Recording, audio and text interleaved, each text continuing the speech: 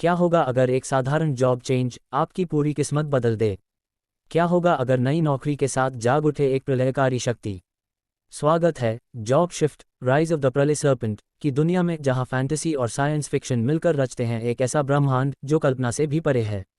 एक आम इंसान रोजमर्रा की जिंदगी में उलझा हुआ, लेकिन एक अनजाने जॉब शिफ्ट के बाद उसकी जिंदगी जुड़ जाती है एक रहस्यमयी सिस्टम से, और उसी पल जाग उठता है ड्रैगन प्रलय सर्प, एक प्राचीन विनाशकारी हरा ड्रैगन जिसकी शक्ति पूरी दुनिया को मिटा सकती है। लेकिन ये सिर्फ विनाश की कहानी नहीं है, ये है विकास, शक्ति और भाग्य के टकराव की कहानी। हर मिशन के साथ उसके स्टैट्स बढ़ते हैं, नई स्किल्स अनलॉक होती हैं, हिडन पावर्स सामने आती हैं। उसके साथ खड़ी है एक शक्तिशाली और निडर महिला योद्धा, सिर्फ साथी नहीं बल्कि उसकी बराबरी की ताकत। दोनों मिलकर उतरते हैं एक ऐसी जंग में जहां हाई वोल्टेज एंशिएंट पावर्स और फ्यूचरिस्टिक टेक्नोलॉजी टकराते हैं। High voltage high tech battle suits और सिस्टम एबिलिटीज का विस्फोट होता है। हाई वोल्टेज हिडन डायमेंशंस और अननोन एनिमीज सामने आते हैं। हाई वोल्टेज हर एपिसोड के साथ शक्ति का स्तर कई गुना बढ़ता है। जैसे जैसे प्रलय सर्प जागता है, वैसे वैसे नायक के अंदर भी जागती है एक नई महत्वाकांक्षा। क्या ये शक्ति दुनिया को बचाएगी या खुद दुनिया के लिए खतरा बन जाएगी? ये कहानी है पावर, डेस्टिनी और अल्टीमेट ट्रांसफॉर्मेशन की। ये कहानी है एक साधारण इंसान के असाधारण बनने की। अगर आपको पसंद है fire system based evolution, fire epic dragons, fire sci fi जोर fantasy universe, fire power growth journey, fire cinematic battles, तो ये सीरीज आपके लिए ही बनी है। स्पीच बलून अपने विचार हमें कमेंट में जरूर बताएं, आपके कमेंट्स हमें और भी ज़्यादा मोटिवेटेड करते हैं। थम्स अप का चिन्ह, वीडियो पसंद आए तो लाइक करें, बेल चैनल को सब्सक्राइब करें और बेल आइकॉन दबाएं ताकि कोई भी एपिसोड मिस ना हो। हेडफोन, बहुत जल्द हम इस सीरीज़ की सब्सक्रिप्शन बेस्ड ऑडियो सीरीज़ भी अपलोड करने वाले हैं, तो हमारे साथ जुड़े रहिए और इस महायात्रा का हिस्सा बनिए। स्वागत है फैंटेसी नॉवल वर्ल्ड में, जहां कहानियां नहीं बनती बल्कि लेजेंड्स जागते हैं। ड्रैगन 1 अध्याय 21, सभी विशिष्ट एलीट। दानव गुहा का दूसरा चरण उस प्राचीन दुर्ग के गहरे पाताल में स्थित था। जब रुद्रांश और उसके साथियों को यहां स्थानांतरित किया गया तो उन्हें तुरंत एक भारी, सड़ांध भरी और दम घोंटने वाली गंध का एहसास हुआ। हवा इतनी ठंडी और नम थी कि वह हड्डियों तक को कपा देने वाली थी। उनके सामने एक सनकरा, लंबा गलियारा था जो सीधे पातालशाला अंडरग्राउंड पैलेस के मुख्य कक्ष की ओर जाता था। वहां रोशनी का नामो निशान नहीं था, चारों ओर केवल घना, अभेद्य अंधकार छाया हुआ था, जिसमें से रहकर किसी हिंसक जीव के गुर्राने की आवाजें आ रही थीं। शुक्र है कि यहाँ कोई पर्यावरणीय दुष्प्रभाव, एनवायरनमेंटल डबफ नहीं है। जय ने अपनी मांसपेशियों को हिलाते हुए राहत की सांस ली। उसने महसूस किया कि यहाँ का वातावरण थोड़ा भारी अवश्य है, लेकिन उसके सूचना पटल स्टेटस पैनल पर कोई नकारात्मक संकेत नहीं दिख रहा था। पर्यावरणीय दुष्प्रभाव अरण्य गुप्तधामों का एक विशेष तंत्र होता है। अक्सर उच्च श्रेणी की कालकोठरियों में प्रवेश करते ही योद्धाओं की शक्ति और गति 20% तक स्वतः ही कम हो जाती है। कभी कभी ये दुष्प्रभाव जहर, रक्तस्राव या गुरुत्वाकर्षण को दोगुना करने के रूप में भी प्रकट होता है। चूंकि इस समय उनके गुणों पर कोई असर नहीं पड़ रहा था, इसका मतलब था कि यह गुप्तधाम केवल राक्षसों की शारीरिक शक्ति पर आधारित था। अमीरी बनाम अनुभव, रुद्रांश का सबक। अंधेरा बहुत अधिक था। अन्या, जो एक प्रकाश जादूगरनी थी, उसने तुरंत अपनी जादुई छड़ी हवा में लहराई। छड़ी के शीर्ष पर लगा दिव्य स्फटिक चमकने लगा और गलियारा दूधिया रोशनी से भर गया। रुद्रांश ने ये देखा तो एक लंबी आह भरी और असहाय होकर अपना सिर हिलाया। क्या तुम पूरी यात्रा इसी तरह रोशनी करते हुए बिताने का इरादा रखती हो? और नहीं तो क्या, अन्या ने सजल आंखों से जवाब दिया। इतने अंधेरे में हम आगे कैसे बढ़ेंगे? हमें राक्षस दिखाई तक नहीं देंगे। रुद्रांश ने शांत स्वर में पूछा, मुझे बस ये बताओ कि इस प्रकाश मंत्र, लाइट इल्यूमिनेशन को बनाए रखने में तुम्हारी कितनी जादुई ऊर्जा माना खर्च हो रही है? प्रति सेकंड मेरी कुल जादुई ऊर्जा का 1%। अन्या ने गर्व से उत्तर दिया, पर फिर चेहरा लटका लिया। लेकिन इसके अलावा कोई विकल्प भी तो नहीं है। जय और रुचिका ने भी सहमति में सिर हिलाया। रुद्रांश ने बिना कुछ बोले अपनी मायावी थैली से एक चमकता हुआ पत्थर निकाला और उसे हल्का सा दबाया। टिंग! उस पत्थर से एक उज्ज्वल लेकिन आंखों को सुकून देने वाली रोशनी निकलने लगी। क्या तुम जानते हो यह क्या है? रुद्रांश ने उन तीनों रईसजादों की ओर देखा जो अब किसी मूर्ख की तरह पत्थर को ताक रहे थे। तीनों ने अज्ञानता में अपना सिर हिलाया। यह एक F श्रेणी की वस्तु है, स्फुरदीप्ति पत्थर, फ्लोरेसेंट स्टोन। एक स्वर्ण मुद्रा में 10 मिलते हैं और एक पत्थर 10 घंटे तक जलता है। रुद्रांश ने अपने माथे को सहलाते हुए कहा, सच बताओ, क्या तुम लोग घर से केवल महंगे हथियार लेकर निकले हो? क्या किसी ने बुनियादी सामान की सूची नहीं पढ़ी? वे तीनों किसी विद्यालय के उस छात्र की तरह शर्मिंदा हो गए जिसे शिक्षक ने सबके सामने डांटा हो।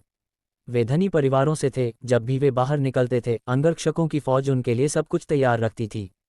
उन्हें कभी यह सोचने की ज़रूरत ही नहीं पड़ी कि अंधेरे में रोशनी कैसे की जाती है या छोटी छोटी चीज़ों का प्रबंधन कैसे होता है। रुद्रांश की नज़रों में ये भोलापन मूर्खता का पर्याय था। यदि अन्या केवल रोशनी के लिए अपनी सारी ऊर्जा खर्च कर देती, तो युद्ध के समय उसके पास मंत्र मारने के लिए शक्ति ही नहीं बचती। एक छोटी सी वस्तु से होने वाला काम वह अपनी मुख्य शक्ति की बलि देकर कर रही थी। छोड़ो, आगे बढ़ो। रुद्रांश ने एक हाथ में पत्थर और दूसरे हाथ में अपनी भारी भेड़िया राजमहा खड्ग पकड़ी और गलियारे की गहराई की ओर दौड़ पड़ा। विशिष्ट राक्षसों का घेरा। जैसे जैसे वे गलियारे के अंत के करीब पहुंचे, वह डरावनी गुर्राहट साफ होने लगी। अब उन्हें किसी गहरे खतरे का आभास हो रहा था। वे आ रहे हैं। रुद्रांश की आवाज़ बर्फीली और घातक थी।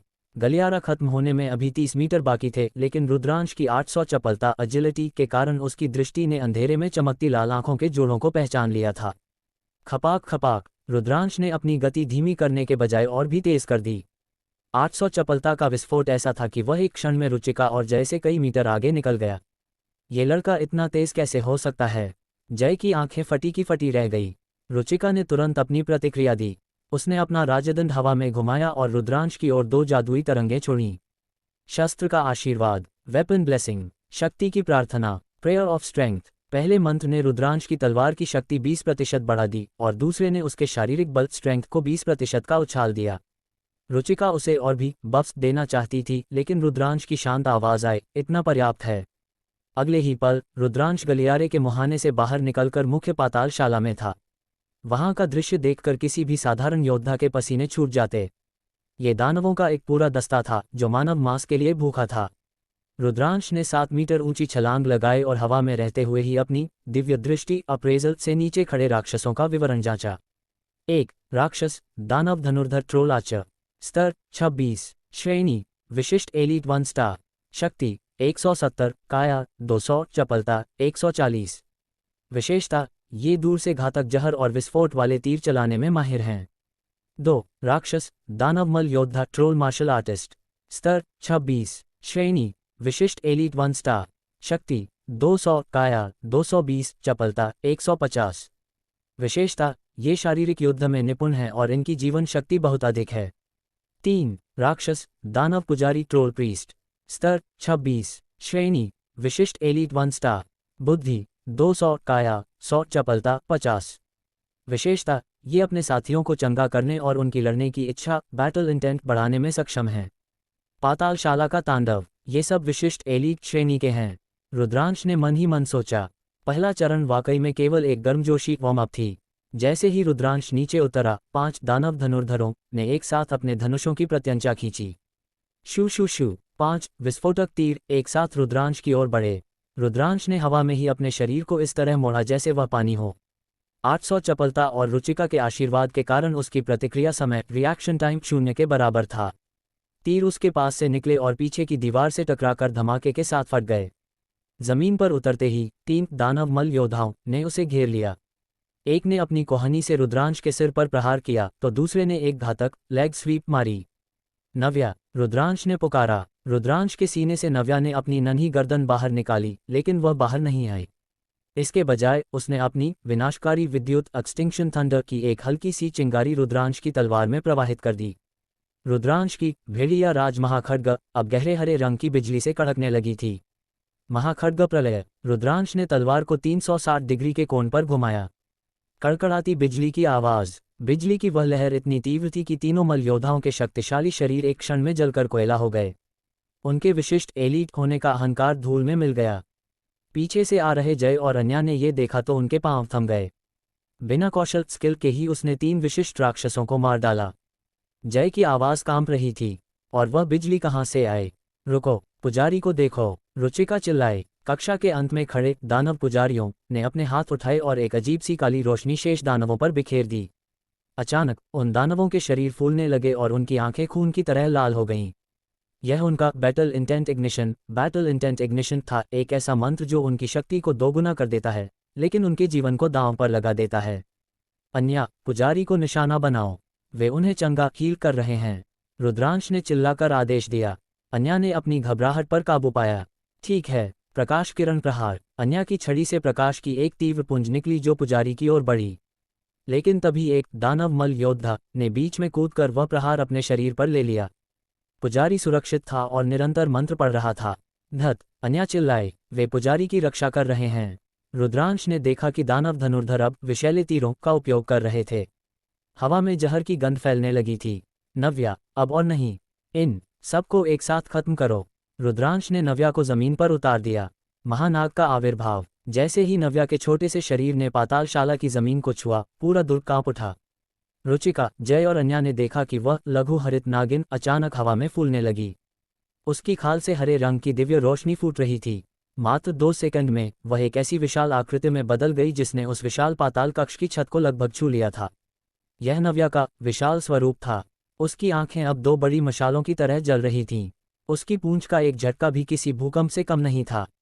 यह क्या है? जय की तलवार उसके हाथ से छूटते छूटते बची। ये तो साक्षात मौत का दूत है।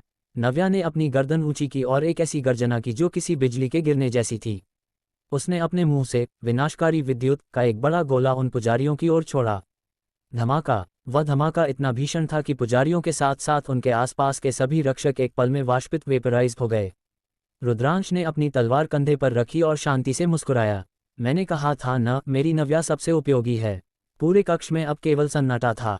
20 से अधिक विशिष्ट एलीट राक्षस, जो किसी भी मध्यम श्रेणी के दल को खत्म करने के लिए काफी थे, वे अब केवल अनुभव अंकों एक्सपीरियंस पॉइंट्स के रूप में रुद्रांश के खाते में जमा हो रहे थे।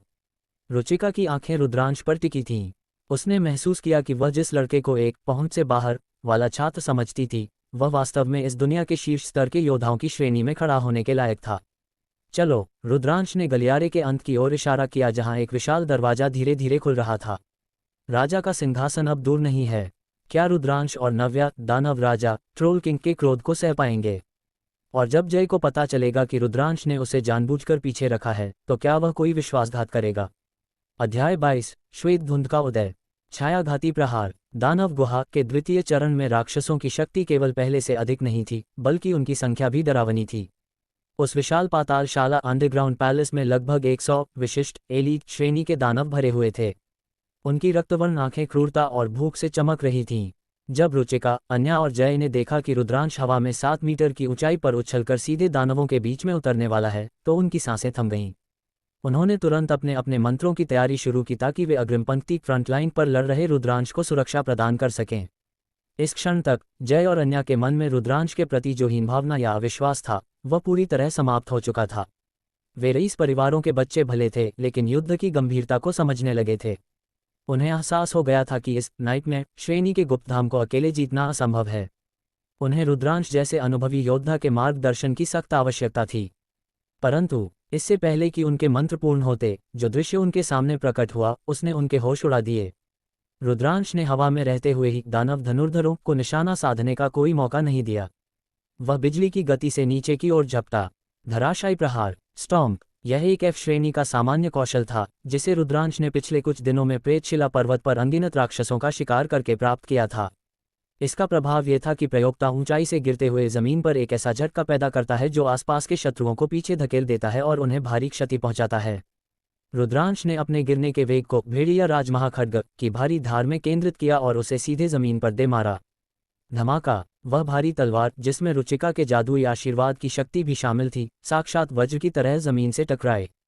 उस प्रहार का प्रभाव इतना प्रबल था कि पातालशाला की पत्थर की फर्श पर गहरी दरारें पड़ गईं। उस धराशायी प्रहार के प्रभाव क्षेत्र में आने वाले लगभग 1 दर्जन दानव धनुर्धर और मल योद्धा एक साथ हवा में उछले और बुरी तरह पीछे जा गिरे। जो दानव मल योद्धा सीधे तलवार की धार के नीचे था, उसका शरीर तो किसी गाजर मूली की तरह बीच से 2 टुकड़ों में विभाजित हो गया। मात्र एक क्षण में उसने न केवल एक विशिष्ट दानव का अंत किया, बल्कि 1 दर्जन से अधिक को गंभीर रूप से घायल कर दिया। गलियारे के मुहाने पर खड़े जय, रुचिका और अन्या की आंखें फटी की फटी रह गईं। छाया जैसी गति। इससे पहले कि वे रुद्रांश के इस भयानक बल को आत्मसात कर पाते, रुद्रांश ने फिर से अपनी फुर्ती दिखाई। जैसे उसके सिर के पीछे भी आंखें हों, उसने एक तरफ झुककर एक दानव मल योद्धा के घातक मुंह के इंच पंच को बड़ी सहजता से चकमा दिया। इतना ही नहीं, शत्रु के हमले के बाद जो 1 सेकंड का पुनर्प्राप्ति समय रिकवरी टाइम होता है, उसका लाभ उठाते हुए रुद्रांश ने अपनी कमर मरोड़ी और भेड़िया राजमहा खड्ग को पीछे की ओर भोंक दिया। खचाक! छिपकर हमला करने वाला वह दानव सीधे हृदय के पार छिद गया और बिना एक शब्द बोले वहीं ढेर हो गया। अक्सर लोग फिल्मों में देखते हैं कि हृदय पर वार होने के बाद भी योद्धा लड़ते रहते हैं, लेकिन आर्यावर्त की इस वास्तविक दुनिया में जब तक किसी राक्षस के पास पुनर्जीवन रीजनरेशन जैसी कला न हो, हृदय या मस्तिष्क का छिदना तत्काल मृत्यु का कारण बनता है। परंतु रुद्रांश का प्रदर्शन यहीं समाप्त नहीं हुआ था। रुचिका और अन्य दोनों ने देखा कि रुद्रांश अपनी एड़ियों के बल घूमा और 800 चपलता अजिलिटी के वरदान का उपयोग करते हुए वह एक छाया की तरह राक्षसों के मुख्य झुंड की ओर दौड़ पड़ा। यह उन तीनों की नज़रों में आत्मघाती कदम था। रुद्रांश, वापस आओ, क्या तुम मरना चाहते हो? अन्या का चेहरा डर के मारे पीला पड़ गया। उसे लगा कि रुद्रांश युद्ध के उन्माद में अपनी सुध बुद्ध खो बैठा है। वह शायद युद्ध मद किलिंग थ्रिल में फंस गया है। जय ने भारी आवाज में कहा, योद्धाओं के बीच अक्सर ऐसा होता है कि खून की गंध और तलवार चलने की लय इंसान को अंधा कर देती है। रुचिका ने बिना समय गंवाए अपना राजदंड फिर से लहराया ताकि वह रुद्रांश को सुरक्षात्मक कवच प्रदान कर सके। लेकिन तभी फूं, दौड़ते हुए रुद्रांश ने अपनी जेब से एक छोटी सी वस्तु निकाली और उसे जमीन पर दे मारा। एक हल्का सा विस्फोट हुआ और देखते ही देखते पूरे कक्ष में घनी श्वेत धुंध व्हाइट मिस्ट छा गई। दानवों का पूरा झुंड उस सफेद धुंध में समा गया। उसी क्षण रुद्रांश ने अपने हाथ में पकड़े स्फुरदीप्ति पत्थर को ऊंचा हवा में उछाल दिया और खुद एक तेंदुए की तरह उस धुंध के भीतर ओझल हो गया। अंधकार का हत्यारा। धुंध के भीतर दानवों की दृष्टि पूरी तरह बाधित हो गई थी। वे घबराकर आपस में टकराने लगे और पागलों की तरह गुर्राने लगे। एक दानव पुजारी, जिसने अपनी हड्डियों से बनी छड़ी उठाई थी, अपने साथियों को साहस का वरदान देने ही वाला था ताकि वे शांत हो सकें। लेकिन जैसे ही उसने अपनी छड़ी हवा में की, सर्र, धुंध के भीतर से एक साए की तरह रुद्रांश प्रकट हुआ। उसकी तलवार ने पुजारी के कंठ को एक ही झटके में काट दिया। धप, पुजारी का भारी शरीर जमीन पर गिरा, लेकिन रुद्रांश वहां नहीं था। वह फिर से धुंध में विलीन हो गया। अगले ही क्षण एक दूसरे पुजारी की पीठ के पीछे वही साया उभरा। खचाक, दूसरा पुजारी भी ढेर, फिर तीसरा, फिर चौथा और फिर पांचवां। हवा में केवल मांस के फटने और भारी शरीरों के गिरने की आवाजें आ रही थीं। धुंध के बाहर खड़े रुचिका और अन्य लोगों को केवल सूचना पटल पर लगातार आ रहे संदेश दिखाई दे रहे थे। आपके साथी रुद्रांश ने एक दानव पुजारी का वध किया है। आपके साथी रुद्रांश ने एक दानव धनुर्धर का वध किया है। आपके साथी रुद्रांश ने एक दानव मल योद्धा का वध किया है। धुंध के भीतर फंसे दानव अब आतंकित थे। अपनी आंखों के सामने साथियों को मरते देख और हत्यारे को न देख पाने के कारण उनमें भगदड़ मच गई। कुछ दानव धनुर्धरों ने घबराहट में अपनी खंजर निकाल लिए और हवा में अंधाधुंध चलाने लगे। इसका परिणाम और भी भयानक हुआ। गुर्र, कई दानव अपने ही साथियों के खंजर से घायल हो गए और क्रोध में आकर उन्होंने अपने ही लोगों पर मुक्के चलाने शुरू कर दिए। धुंध के भीतर अब दानव ही दानवों को मार रहे थे, जबकि रुद्रांश एक चतुर शिकारी की तरह केवल मुख्य ठिकानों पर प्रहार कर रहा था। एक तरफा अंत। लगभग 2 मिनट बाद वह श्वेत धुंध धीरे धीरे छंटने लगी। जब दृश्य साफ हुआ तो रुचिका, अन्या और जय की आंखें फटी की फटी रह गईं। पातालशाला का फर्श दानवों के शवों से पटा पड़ा था। जो 100 दानव कुछ देर पहले अपनी क्रूरता दिखा रहे थे, उनमें से अब केवल 10-15 ही बचे थे, और वे भी बुरी तरह घायल और डरे हुए थे। रुद्रांश कक्ष के बीचों बीच खड़ा था। उसकी भेड़िया राजमहाखड्ग से काला खून टपक रहा था। उसने एक ठंडी नज़र बचे हुए दानवों पर डाली। तुम इंसान हो या कोई राक्षस? जय के मुंह से अनजाने में ही यह सवाल निकल गया। उसने अपनी पूरी जिंदगी में ऐसा असैसिनेशन, गुप्त वध नहीं देखा था, वह भी एक पशुस्वामी द्वारा। रुद्रांश ने उनकी बातों का कोई उत्तर नहीं दिया। उसने अपना हाथ हवा में लहराया और नव्या को बाहर आने का संकेत दिया। नव्या, अब इसे समाप्त करो, हमें समय बर्बाद नहीं करना चाहिए। नव्या ने अपने नन्हे शरीर को झटक कर एक क्षण में अपना विशाल स्वरूप धारण किया। उसकी पूंछ का एक ही प्रहार उन बचे हुए 10 दानवों के लिए प्रलय साबित हुआ।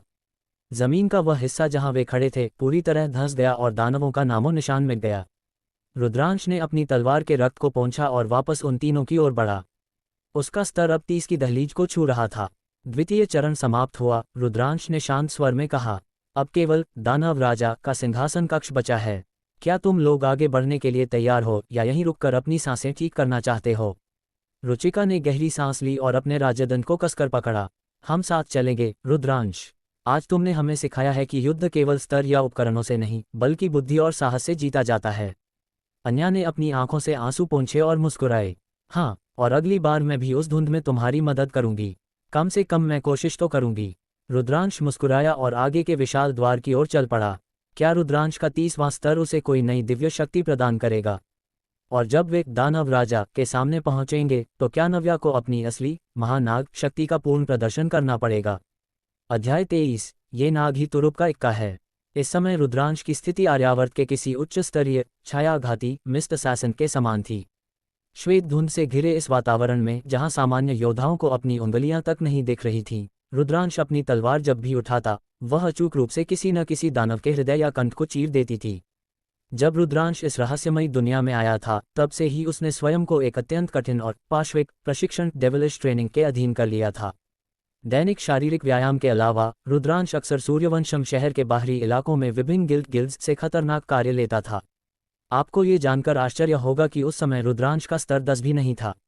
उसके पास तो नौकरी परिवर्तन, जॉब चेंज करने की पात्रता तक नहीं थी। धनी परिवारों के बच्चों के पास संसाधनों की कभी कमी नहीं रही। जय, अन्या और रुचिका जब हाई स्कूल में आए थे, तब उनका स्तर पहले से ही 15 था और वे अपना प्रथम स्थानांतरण फर्स्ट ट्रांसफर पूरा कर चुके थे। ये तो सूर्यवंशम जैसे छोटे और दूरदराज के शहर की बात है। कहा जाता है कि आर्यावर्त की राजधानी इंद्रप्रस्थ, ड्रैगन कंट्री कैपिटल में तो बच्चे हाई स्कूल में प्रवेश लेने से पहले ही स्तर 30 पार कर द्वितीय स्थानांतरण के योद्धा बन जाते हैं। क्या आप विश्वास कर सकते हैं? वहीं सामान्य परिवारों के बच्चे, जिनके पास संसाधनों का अभाव था, वे स्तर 5 या 6 पर ही अटके रहते थे। रुद्रांश भी उन्हीं में से एक था। यह अमीर और गरीब के बीच की वह गहरी खाई थी जिसे पार पाना असंभव सा लगता था। लेकिन जीवन की कठिनाइयों और पेट की भूख ने रुद्रांश को उस समय भी मौत से खेलना सिखाया। जब उसके हमउम्र बच्चे अपने माता पिता के संरक्षण में सुरक्षित थे, रुद्रांश स्कूल से मिले शुरुआती उपकरणों को लेकर जंगलों में स्तर 10 और 15 के खूंखार राक्षसों से अकेले भिड़ रहा था। एक बार मरकर पुनर्जन्म पाने वाले रुद्रांश के लिए जीवन और मृत्यु अब केवल एक खेल मात्र थे। यही कारण था कि सूर्यवंशम के बड़े बड़े धनी परिवारों के बच्चों को पछाड़कर रुद्रांश लगातार 3 वर्षों तक मल्लयुद्ध का निर्विवाद चैंपियन बना रहा। यह कोई जादू नहीं था, न ही कोई अलौकिक प्रतिभा। ये रक्त और अग्नि से तपा हुआ वह अनुभव था जिसे कोई भी पुस्तक नहीं सिखा सकती थी। सच तो यह है कि इन रईसजादों को यदि उनके जादुई कौशलों स्किल्स के साथ भी छोड़ दिया जाता, तो भी रुद्रांश अपनी शुद्ध युद्ध कला से उन्हें धूल चटा सकता था। अंधकार का काल 1 मिनट 42 सेकंड। श्वेत धुंध बम एफ ग्रेड आइटम के प्रभाव का लाभ उठाते हुए रुद्रांश साक्षात यमराज का अवतार बन चुका था। धुंध के भीतर उसकी हर हरकत सधी हुई और घातक थी। सबसे चौंकाने वाली बात यह थी कि उसने पूरे युद्ध में केवल एक प्रवेश स्तरीय कौशल, धराशायी प्रहार स्टॉम्प का उपयोग किया था। बाकी सब कुछ उसकी तलवार का कमाल था। रुचिका, अन्या और जय अपने सूचना पटल इन्फॉर्मेशन पैनल पर लगातार आ रहे वध के संदेशों को देखकर पूरी तरह स्तब्ध थे। उनके चेहरों पर जो भाव था, उसे केवल अत्यंत भयावह ही कहा जा सकता था। उन्होंने क्या देखा? एक पशु स्वामी जो अपने जीव को बुलाने के बजाय खुद एक योद्धा बनकर राक्षसों के झुंड को गाजर मूली की तरह काट रहा था। जय के चेहरे पर इस समय ऐसी जलन थी जैसे किसी ने उसे दहकते अंगारों पर बिठा दिया हो। रुद्रांश के प्रति उसका पुराना उपहास अब उसके गले की फांस बन गया था। उसे याद आ रहा था कि कैसे उसने रुद्रांश को बोझ कहा था। अब उसे समझ आ रहा था कि रुद्रांश ने उसके उन व्यंग्यों का जवाब क्यों नहीं दिया, क्योंकि रुद्रांश की नज़रों में जय एक अज्ञानी और अहंकारी चींटी के समान था। उसने सबको मार गिराया। अन्या के मुंह से एक चीख निकली। तभी पैनल पर एक सूचना चमकी। बधाई हो, आपके दल ने 100 दानव योद्धाओं का वध कर दिया है। ये तल साफ हो गया है। समय 1 मिनट 42 सेकंड। ये समय देखकर वे तीनों अपनी सांसें रोक बैठे। रजत श्रेणी की कालकोठरी का दूसरा तल, वह भी नाइट में मोड में, मात्र 100 सेकंड में साफ हो जाना। ये किसी चमत्कार से कम नहीं था। हे भगवान, ये लड़का कोई इंसान नहीं, राक्षस है। अन्या का मासूम चेहरा अचरज से भर गया। इतनी युद्ध क्षमता के साथ भले ही वह शीर्ष अकादमी में न जाए, लेकिन आर्यावर्त की किसी भी प्रथम श्रेणी की सैन्य अकादमी में उसे हाथों हाथ लिया जाएगा। जय ने भारी मन से स्वीकार किया। रुचिका कुछ नहीं बोली। उसकी बादामी आंखें उस छटती हुई धुंध की ओर टिकी थीं। धीरे धीरे एक आकृति बाहर निकली। रुद्रांश अभी भी एक हाथ से तलवार पकड़े हुए था, जो 100 दानवों के काले रक्त से नहाई हुई थी। उसके चारों ओर एक ऐसा ठंडा और भारी हत्यारा आभास किलिंग इंटेंट था कि अन्या और जय की उसे पुकारने की हिम्मत तक नहीं हुई। अगला पड़ाव, सिंहासन कक्ष। खटाक, रुद्रांश ने भेड़िया राजमहाखड्ग को जमीन पर टिका दिया। उसने एक लंबी और गहरी सांस छोड़ी। भले ही उसके गुण एट्रिब्यूट्स दानवों से बहुत अधिक थे, लेकिन लगातार 100 दुश्मनों से शारीरिक युद्ध करना उसे थोड़ा थका गया था। चलो अगले तल की ओर बढ़ते हैं, रुद्रांश ने शांत स्वर में कहा। क्या रुद्रांश, क्या तुम विश्राम नहीं करोगे? अन्या ने हैरान होकर पूछा। लगातार इतने राक्षसों को मारने के बाद आराम करना तो सामान्य बात थी। रुचिका ने भी अपने कोमल होंठ खोले। रुद्रांश, थोड़ी देर रुक जाते हैं।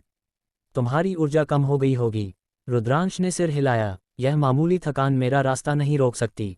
इसके अलावा मेरे पास मेरा तुरुप का इक्का ट्रम्प कार्ड अभी भी सुरक्षित है, जिसे मैंने अभी तक इस्तेमाल ही नहीं किया। जैसे ही उसने ये शब्द कहे, चिर्र, रुद्रांश के कुर्ते के भीतर से नव्या ने अपना नन्हा सिर बाहर निकाला और एक अत्यंत गर्व भरी आवाज़ की, यह क्या कह रही है? अन्या ने बड़ी बड़ी आंखों से उस नन्ही नागिन को देखा। वह अभी भी नहीं भूली थी कि कैसे इस छोटी सी जान ने उसे पहले भी उठाकर फेंक दिया था। ये कह रही है तुरुप का इक्का यह नागिन स्वयं है, रुद्रांश ने असहाय भाव से अनुवाद किया। ये सुनकर रुचिका और जय निशब्द रह गए। क्या ये नन्ही नागिन खुद पर बहुत ज्यादा विश्वास नहीं कर रही? एक दूसरे दर्जे का साधारण जीव भला क्या कर पाएगा? नन्ही जान, तुझे क्या लगता है कि तूने मुझे एक बार फेंक दिया तो तू बहुत महान हो गई? अन्या का बचपना फिर जाग उठा। तुझे बता दूं, उस समय मैं तैयार नहीं थी। यदि मैं गंभीर हो जाऊं तो तेरा यह नन्हा सा शरीर मुझे छू भी नहीं पाएगा। चिर्र, नव्या ने उसे तिरस्कार भरी नजरों से देखा। अब क्या कहा इसने? अन्या ने चिढ़कर पूछा। ये कह रही है तू चाहे कितनी भी गंभीर हो जा, ये नाग तुझे उतनी ही आसानी से दोबारा फेंक सकता है, रुद्रांश ने मुस्कुराते हुए कहा। ओह, शरीर छोटा है पर घमंड आसमान पर। अन्या को चुनौती महसूस हुई। उसने फिर से अपना हाथ आगे बढ़ाया। आओ, अगर दम है तो मुझे फिर से फेंक कर दिखा। चिर्र, जैसे ही नव्या ने देखा कि यह लड़की उसे फिर से चुनौती दे रही है, वह गुस्से में रुद्रांश की गोद से बाहर निकल आई। रुचिका और जय उन्हें रोकने ही वाले थे कि एक और चीख गूंजी। नव्या ने बिजली की गति से अपनी पूंछ अन्या की कलाई पर लपेटी और उसे हवा में किसी कपड़े की तरह घुमाकर फेंक दिया। धमाका! अन्या एक बार फिर दूर की दीवार से जाकर टकराए। रुचिका, जय, वे दोनों अब समझ चुके थे कि यह कोई साधारण लघु हरित नागिन नहीं है। इसकी शारीरिक शक्ति तर्क से परे थी। रुद्रांश ने नव्या को वापस अपने कंधे पर बिठाया और आगे के विशाल द्वार की ओर कदम बढ़ा दिए। चलो, अब दानव राजा का सिंहासन कक्ष हमारा इंतजार कर रहा है। याद रखना, वहां गलतियां करने की गुंजाइश नहीं होगी। जय और रुचिका ने एक दूसरे को देखा और चुपचाप रुद्रांश के पीछे चल दिए। अब उनके मन में केवल एक ही जिज्ञासा थी, यदि यह छोटी सी नागिन इतनी शक्तिशाली है तो जब यह अपने असली रूप में आएगी तब क्या होगा? क्या दानव राजा के सामने नव्या का असली रूप प्रकट होगा? और क्या रुद्रांश स्तर 30 प्राप्त कर अपनी गुप्त शक्तियों को जागृत कर पाएगा? अध्याय 24, लौह दानव, एक शक्तिशाली विशिष्ट राक्षस। यदि अन्या का पहली बार नव्या द्वारा हवा में उछाला जाना असावधानी के कारण माना जा सकता था, तो इस दूसरी बार हुई घटना के लिए उसके पास कोई बहाना या तर्क शेष नहीं था। अन्या को साक्षात नव्या ने आमने सामने की भिड़ंत में उठाकर फेंक दिया था। यद्यपि अन्या, जो कि स्तर 29 की प्रकाश जादूगरनी थी, उसका शक्ति गुण स्ट्रेंथ एट्रीब्यूट केवल 200 था, फिर भी एक द्वितीय श्रेणी के साधारण जीव को उसे कुचल देना चाहिए था। पर वास्तविकता इसके बिल्कुल विपरीत निकली। पूरी तरह तैयार होने के बावजूद वह उस नन्ही नागिन के सामने किसी सूखे पत्ते की तरह उड़ गई। ये दृश्य वास्तव में डरावना था, क्योंकि यह अप्रत्यक्ष रूप से प्रमाणित कर रहा था कि शक्ति के मामले में नव्या ने अन्या को पूरी तरह पछाड़ दिया था। चिर्र, अन्या को दोबारा धूल चटाने के बाद नव्या ने एक विजयोल्लास भरी आवाज की। वह जैसे गर्व से घोषणा कर रही थी, मुझ नागिन को कम आंकने की भूल दोबारा मत करना, ओ मूर्ख मानुष। रुद्रांश ने ये देखकर एक हल्की मुस्कान दी। यदि नव्या केवल एक साधारण लघु हरित नागिन होती तो निश्चित रूप से अन्या उस पर भारी पड़ती। किंतु दुर्भाग्य से नव्या कोई साधारण जीव नहीं थी। वह एक ऐसा जीव थी जिसके भीतर प्रलयकारी हरित महानाग का रक्त सोया हुआ था, और अब उसका रक्त जागरण ब्लडलाइन अवेकनिंग 10% तक पहुंच चुका था। इस जागरण ने उसे न केवल महानाग के दिव्य कौशल प्रदान किए थे, बल्कि उसके आधारभूत गुणों बेस एट्रिब्यूट्स में भी प्रचंड वृद्धि की थी। वर्तमान में नव्या के चारों मुख्य गुण शक्ति, बुद्धि, काया, चपलता 8400 अंकों पर संतुलित थे।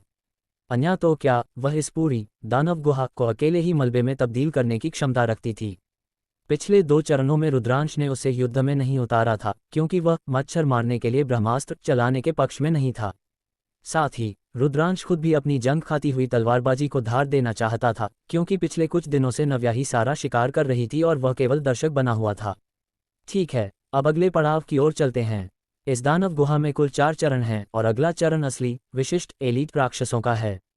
रुद्रांश ने अपने उन 3 साथियों की ओर ध्यान नहीं दिया जो अभी भी नव्या की शक्ति के सदमे में थे और सीधे तीसरे तल की ओर बढ़ गया। जैसे ही दल ने तीसरे तल में प्रवेश किया, उनका सामना एक वास्तविक संकट से हुआ। लौह दानव का उदय। राक्षस लौह महादानव आयन जायंट ट्रोल। स्तर 28। श्रेणी विशिष्ट 9 सितारा एलीट 9 स्टार। शक्ति 700, बुद्धि 500, काया 700, चपलता 700। कौशल त्वचा सुदृढ़ीकरण, इस्पाती हृदय, इस्पाती कवच, विशाल बल, भेदक लौह शूल, वज्र मुष्टि प्रहार। विवरण: यह एक ऐसा दानव है जिसका शरीर तकनीकी रूप से संशोधित किया गया है।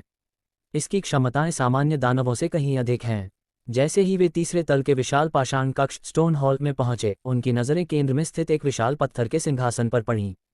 वहां 10 मीटर ऊंचा एक दानव बैठा हुआ सो रहा था। जैसे ही रुद्रांश और उसके दल ने कदम रखा, उस विशिष्ट राक्षस का शरीर सक्रिय हो गया। वह किसी यांत्रिक मशीन की तरह आवाज करने लगा और उसके शरीर के जोड़ों से सफ़ेद भाप स्टीम निकलने लगी। उसका पूरा शरीर इस्पाती कवच से ढका था। गूंज! अचानक उसकी लाल आंखें खुलीं और कक्ष में एक अत्यंत हिंसक और भारी दबाव फैल गया। रुचिका, जय और अन्या के चेहरे ये देखते ही पीले पड़ गए। अपनी दिव्य दृष्टि अप्रेजल के माध्यम से वे लौह महादानव के गुणों को साफ देख पा रहे थे। बुद्धि को छोड़कर उसके बाकी सभी गुण 700 अंकों के पार थे। ये भयावह था। आपको बता दें कि इन तीनों में जय का शक्ति गुण मात्र 500 अंक था और अन्या का बुद्धि गुण भी 500 के आसपास था। जय एक मायावी खड्ग योद्धा था और यद्यपि वह जादुई हमला करता था, लेकिन उसका पेशा शारीरिक शक्ति को जादुई शक्ति में बदलने पर आधारित था। परंतु ये विशिष्ट 9 सितारा राक्षस तो शक्ति, काया और गति तीनों में ही जय और रुचिका से बहुत आगे था। इस स्तर का राक्षस उनके लिए एक अजय दीवार की तरह था। उस क्षण उन्हें समझ आया कि पहले 2 चरण तो केवल स्टार्टर थे, असली युद्ध तो अब शुरू हुआ था। अजय शक्ति का सामना, ये तो असंभव है। जय बुदबुदाया। उसके मन में पहली बार यहां से भाग जाने का विचार आया। अनजाने में ही उन तीनों की नज़रें रुद्रांश की ओर मुड़ गईं। यद्यपि वे इसे स्वीकार नहीं करना चाहते थे, लेकिन रुद्रांश की अब तक की शक्ति और उसके शांत स्वभाव ने उन्हें अपना मानसिक दास बना लिया था। अब वे उसे अपना नेता मान चुके थे। रुद्रांश के चेहरे पर अभी भी कोई डर नहीं था। उसकी आंखें उस लौह राक्षस का सूक्ष्म निरीक्षण कर रही थीं। इससे पहले कि कोई कुछ बोल पाता, सिंहासन से एक भारी आवाज़ गूंजी। वह इस्पाती राक्षस किसी कालखंड की तरह अपनी जगह से उछला और विनाशकारी बल के साथ सीधे जय और अन्या की ओर लपका। उसकी गति बिजली जैसी तेज थी। 10 मीटर ऊंचा होने के बावजूद उसमें रत्ती भर भी भारीपन नहीं था। वह अत्यंत फुर्तीला था। पलक झपकते ही वह लौह दानव जय के सामने पहुंच गया और उसने अपनी विशाल मुट्ठी हवा में लहराई। जय ने घबराहट में अपनी तलवार म्यान से निकाली और उसे रक्षात्मक मुद्रा में अपने सामने रखा। धमाका! लौह दानव के एक ही मुक्के ने जय के रक्षा कवच को तिनके की तरह उड़ा दिया। जय उस प्रहार को झेल नहीं पाया और मुंह से रक्त उगलते हुए दूर जा गिरा। दोनों के बीच शक्ति का अंतर साफ था। जय को धराशायी करने के बाद वह राक्षस रुका नहीं। उसने अपना अगला लक्ष्य अन्या और रुचिका को बनाया, जो पीछे खड़ी थीं। अन्या और रुचिका के सुंदर चेहरे डर के मारे सफ़ेद पड़ गए। उस दानव की भयानक आकृति को अपनी ओर आते देख उन्हें लगा जैसे उनके पैरों के नीचे की जमीन खिसक गई हो और उनके शरीर सुन्न पड़ गए हों। ठीक उसी निर्णायक क्षण में रुद्रांश हरकत में आया। रुद्रांश का प्रतिरोध। रुद्रांश एक परछाई की तरह लौह दानव के सामने प्रकट हुआ। उसने अपनी भेड़िया राजमहाखड्ग को दोनों हाथों से कसकर पकड़ा और अपनी पूरी ताकत झोंकते हुए ऊपर से नीचे की ओर वार किया। पीछे हट! रुद्रांश की दहाड़ कक्ष में गूंज उठी। रुद्रांश की 800 अंकों की प्रचंड शक्ति और महाखड्ग का भार जब दानव के इस्पाती कवच से टकराया तो एक कान फोड़ देने वाली धात्विक आवाज हुई। चारों ओर चिंगारियां छिटक गईं। इस प्रहार ने वास्तव में उस 10 मीटर ऊंचे दानव की गति को रोक दिया। लेकिन इस टक्कर का झटका इतना जोरदार था कि रुद्रांश के मुंह से भी एक हल्की कराह निकली और वह पीछे की ओर 10 मीटर तक घिसकता चला गया। जैसा सोचा था, विशिष्ट 9 सितारा राक्षस वाकई में सरदर्द है। रुद्रांश ने अपने हाथों की ओर देखा। उसकी हथेलियां फटी तो नहीं थीं, लेकिन वे सुन्न पड़ गई थीं। ध्यान रहे कि रुद्रांश की शक्ति 800 अंक थी, इस दानव से 100 अंक अधिक। इसके बावजूद उसके पूर्ण शक्ति प्रहार ने केवल दानव को रोका था, उसे कोई विशेष क्षति नहीं पहुंचाई थी। दानव के इस्पाती कवच पर केवल एक गहरी खरोंच आई थी। जब रुचिका और अन्या ने देखा कि रुद्रांश जैसा शक्तिशाली योद्धा भी पीछे धकेल दिया गया है, तो उनके मन में बचा खुचा साहस भी जवाब देने लगा। रुद्रांश, हमें यहाँ से निकलना चाहिए। ये हमारी क्षमता से बाहर है। अन्या चिल्लाई। रुचिका ने भी अपना राजदंड कांपते हाथों से पकड़ा। जय घायल है और हम इस कवच को भेद नहीं सकते। रुद्रांश ने अपनी गर्दन को मरोड़कर एक चटकाने वाली आवाज निकाली। उसके चेहरे पर अब एक क्रूर मुस्कान थी। निकलना, अभी तो खेल शुरू हुआ है। जय, अगर जिंदा हो तो उठो और रुचिका के पीछे जाओ। अन्या, अपनी रोशनी मुझ पर केंद्रित करो। उसने नव्या की ओर देखा जो उसके कंधे पर बैठी बड़े चाव से ये सब देख रही थी। नव्या, अभी तुम्हारा समय नहीं आया है। मुझे थोड़ा पसीना बहाने दो। लौह दानव ने अपनी मुट्ठियां आपस में टकराईं, जिससे बिजली की चिंगारियां निकलीं। वह फिर से रुद्रांश की ओर बढ़ने लगा। उसके हर कदम से पत्थर का फर्श कांप रहा था। युद्ध की रणनीति। रुचिका, मुझे तीव्रता, टेस्ट और वज्र स्ट्रेंथ का आशीर्वाद दो। रुद्रांश ने आदेश दिया। रुचिका ने तुरंत मंत्रोच्चार किया। रुद्रांश का शरीर सुनहरी आभा से घिर गया। उसकी गति और बल में अब और भी वृद्धि हो गई थी। रुद्रांश ने अपनी तलवार फिर से उठाई। वह जानता था कि इस दानव को केवल ताकत से नहीं जीता जा सकता, उसे इसके जोड़ों जॉइंट्स पर वार करना होगा जहां से भाप निकल रही थी। वे ही इसके शरीर के सबसे कमजोर बिंदु थे। दानव ने अपना वज्र मुष्टि प्रहार स्टील बर्स्ट फिस्ट किया। हवा के दबाव से ही पत्थर की दीवारें चटकने लगीं। रुद्रांश ने इस बार सीधे टकराने के बजाय एक अद्भुत कलाबाजी दिखाई। वह मुके के ऊपर से फिसलते हुए दानव की कोहनी के जोड़ तक पहुंच गया। खचाक, उसकी तलवार बिजली की गति से चली और दानव के जोड़ के पास लगे एक हाइड्रोलिक पाइप को काट दिया। काले रंग का तरल पदार्थ और गर्म भाप फुहारे की तरह बाहर निकली। आऊं! लौ दानव पहली बार दर्द से दहाड़ा। उसका दाहिना हाथ थोड़ा लटक गया। जय, जो अभी अभी उठकर खड़ा हुआ था, ये देखकर दंग रह गया। जिस राक्षस ने उसे एक ही वार में अधमरा कर दिया था, रुद्रांश उसे अपनी बुद्धि और कौशल से चुनौती दे रहा था। रुद्र, वह वाकई में असाधारण है, जय ने मन ही मन स्वीकार किया। परंतु दानव अभी हारा नहीं था। उसने अपना क्रोध व्यक्त करते हुए भेदक लौह पेनेट्रेटिंग स्टील स्पाइक्स सक्रिय कर दिए।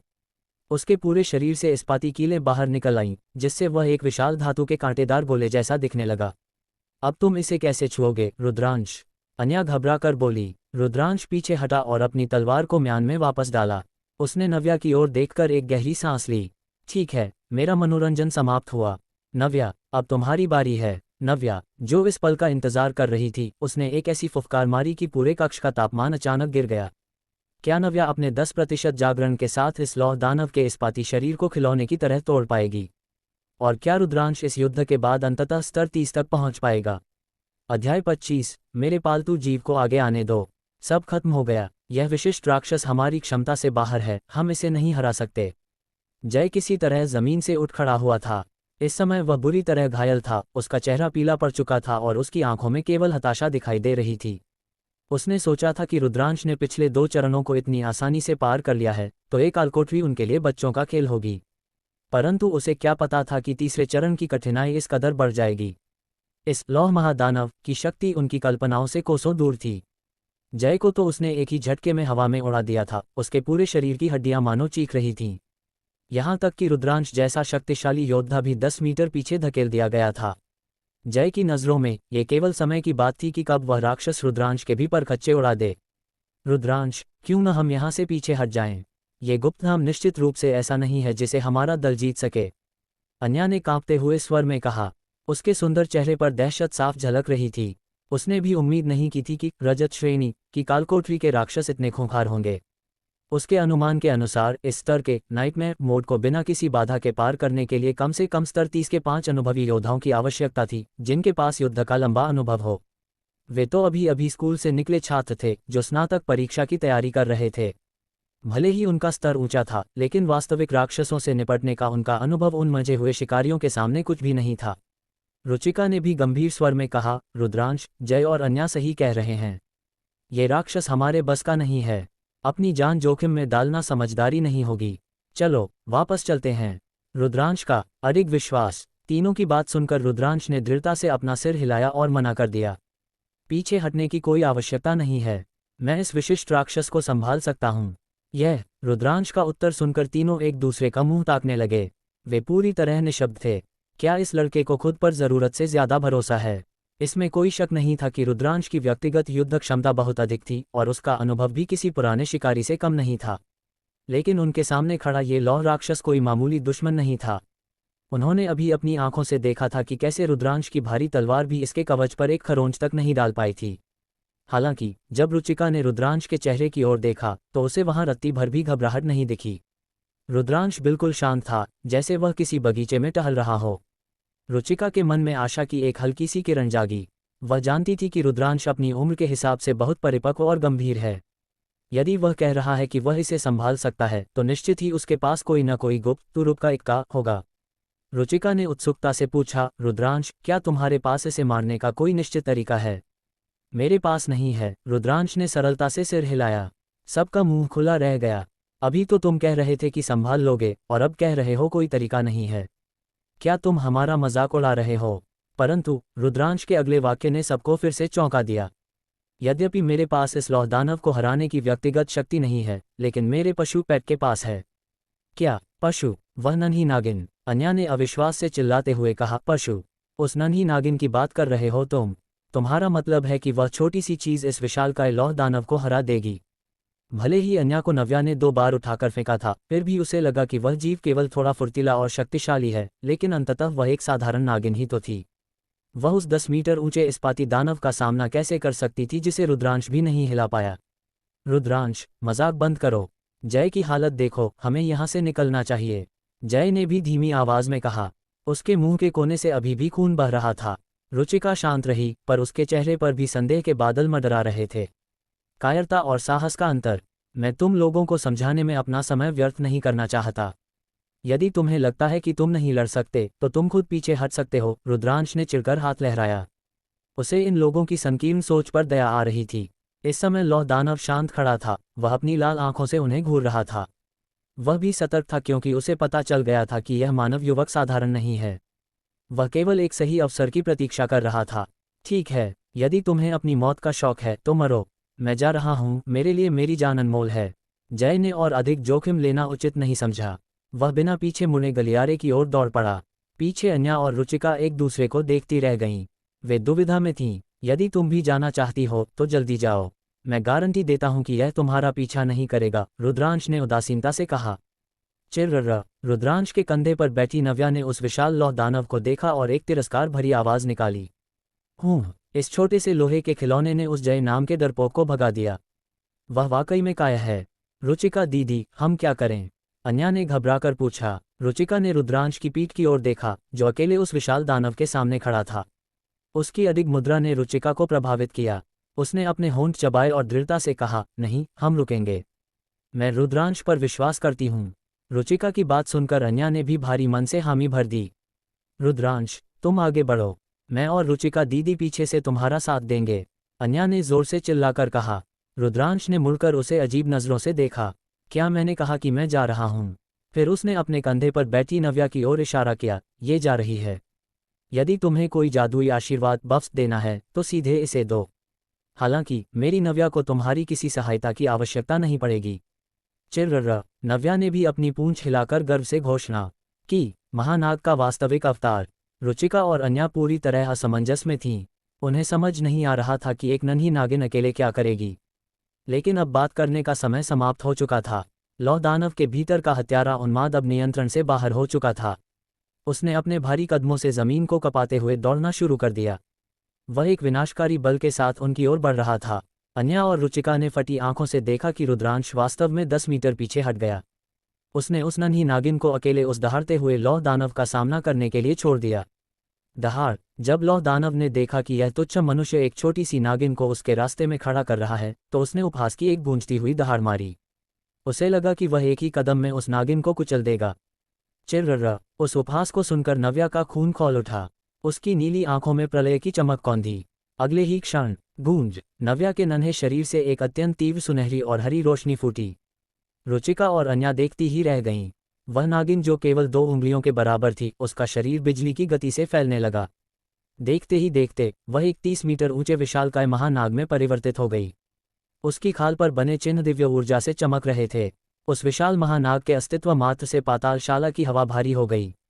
रुचिका और अन्या को सांस लेने में कठिनाई होने लगी। ये भय नहीं था, यह उस दिव्य जीव का आभा और था जिसने उन्हें दबा दिया था। वह 30 मीटर ऊंचा महानाग सीधे उस लौह दानव से टकराया, जो खुद भी ये दृश्य देखकर जड़ हो गया था। धमाका। एक गूंजती हुई भारी आवाज हुई। दोनों लड़कियों ने आतंक और अचरज के साथ देखा कि वह लौह दानव, जो अजेय लग रहा था, नव्या की एक ही टक्कर से किसी फटे हुए कागज की पतंग की तरह हवा में उड़ गया और सीधे दूर की दीवार से जाकर टकराया।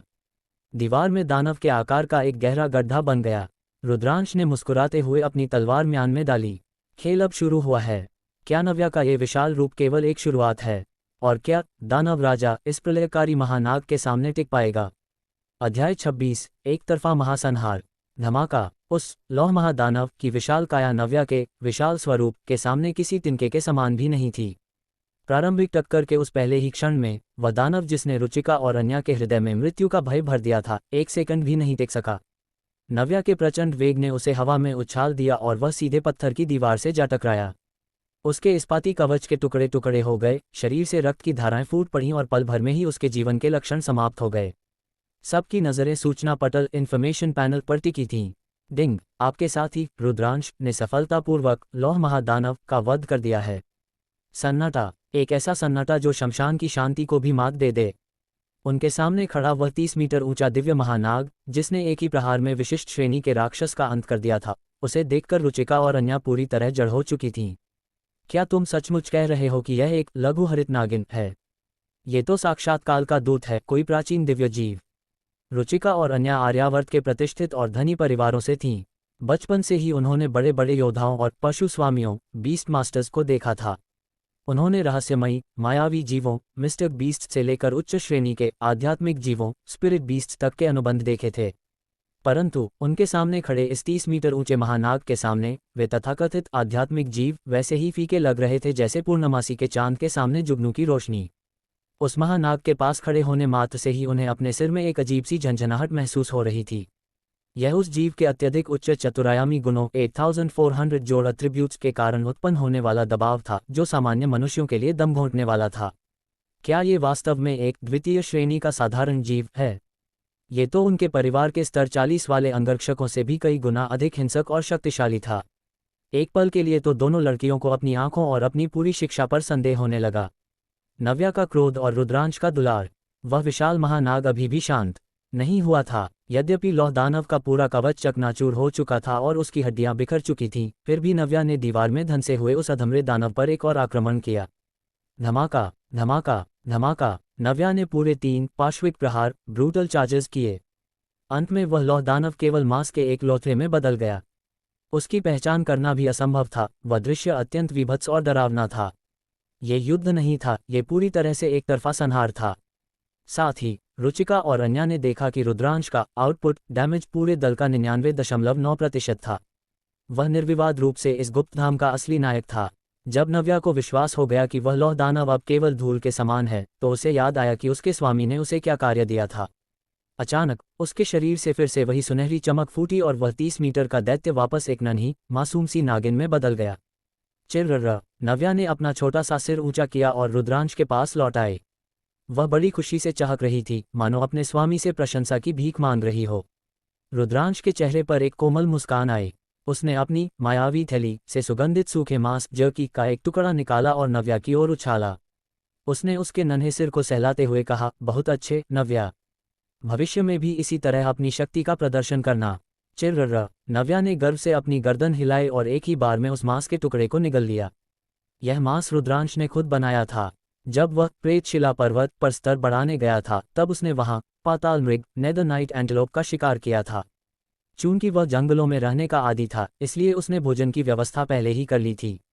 पाताल मृग और लौहकंटक वराह आयनथॉर्न वाइल्ड बोर का मांस बाजार में बहुत महंगा और स्वादिष्ट माना जाता है। रुद्रांश इसे बर्बाद नहीं करता था, वह इसे भूनकर तेल लगे कागज में लपेटकर अपनी थैली में रख लेता था। यह उसके और नव्या दोनों के लिए पौष्टिक भोजन था। लौह दानव की मृत्यु के साथ ही सबके सूचना पटल पर एक नया संदेश चमका। लौह महादानव परास्त हुआ। आपके दल ने तीसरे चरण को सफलतापूर्वक पार कर लिया है। अंतिम चरण का दिव्य प्रकाश द्वार प्रकट हो गया है। इस विशिष्ट राक्षस को मारने पर कोई सामान ड्रॉप आइटम्स नहीं गिरा था। ऐसा इसलिए था क्योंकि रजत श्रेणी के अरण्य गुप्त धामों में सभी पुरस्कार अंत में पूरा मिशन पूरा होने पर ही एक साथ मिलते थे। रुचिका की जिज्ञासा और रुद्रांश की गंभीरता। अब रुचिका और अन्या उस नन्ही नागिन को ऐसी नज़रों से देख रही थी जैसे वह दुनिया का 8वां अजूबा हो। उनके लिए ये कल्पना करना भी कठिन था कि यह छोटी सी जान कुछ ही पलों पहले 30 मीटर ऊंची मौत का तांडव कर रही थी। उनकी जांचती हुई नज़रों को देखकर नव्या ने गर्व से अपना सिर दूसरी तरफ मोड़ लिया। अब देखो मुझे, पहले तो तुम सब मुझे कचरा समझ रहे थे। रुद्रांश, तुम्हारा ये पालतू जीव। रुचिका बोलते बोलते हिचकिचाई। तुम शायद यही पूछना चाहती हो कि जब यह द्वितीय श्रेणी का साधारण जीव है, तो यह इतना शक्तिशाली कैसे है?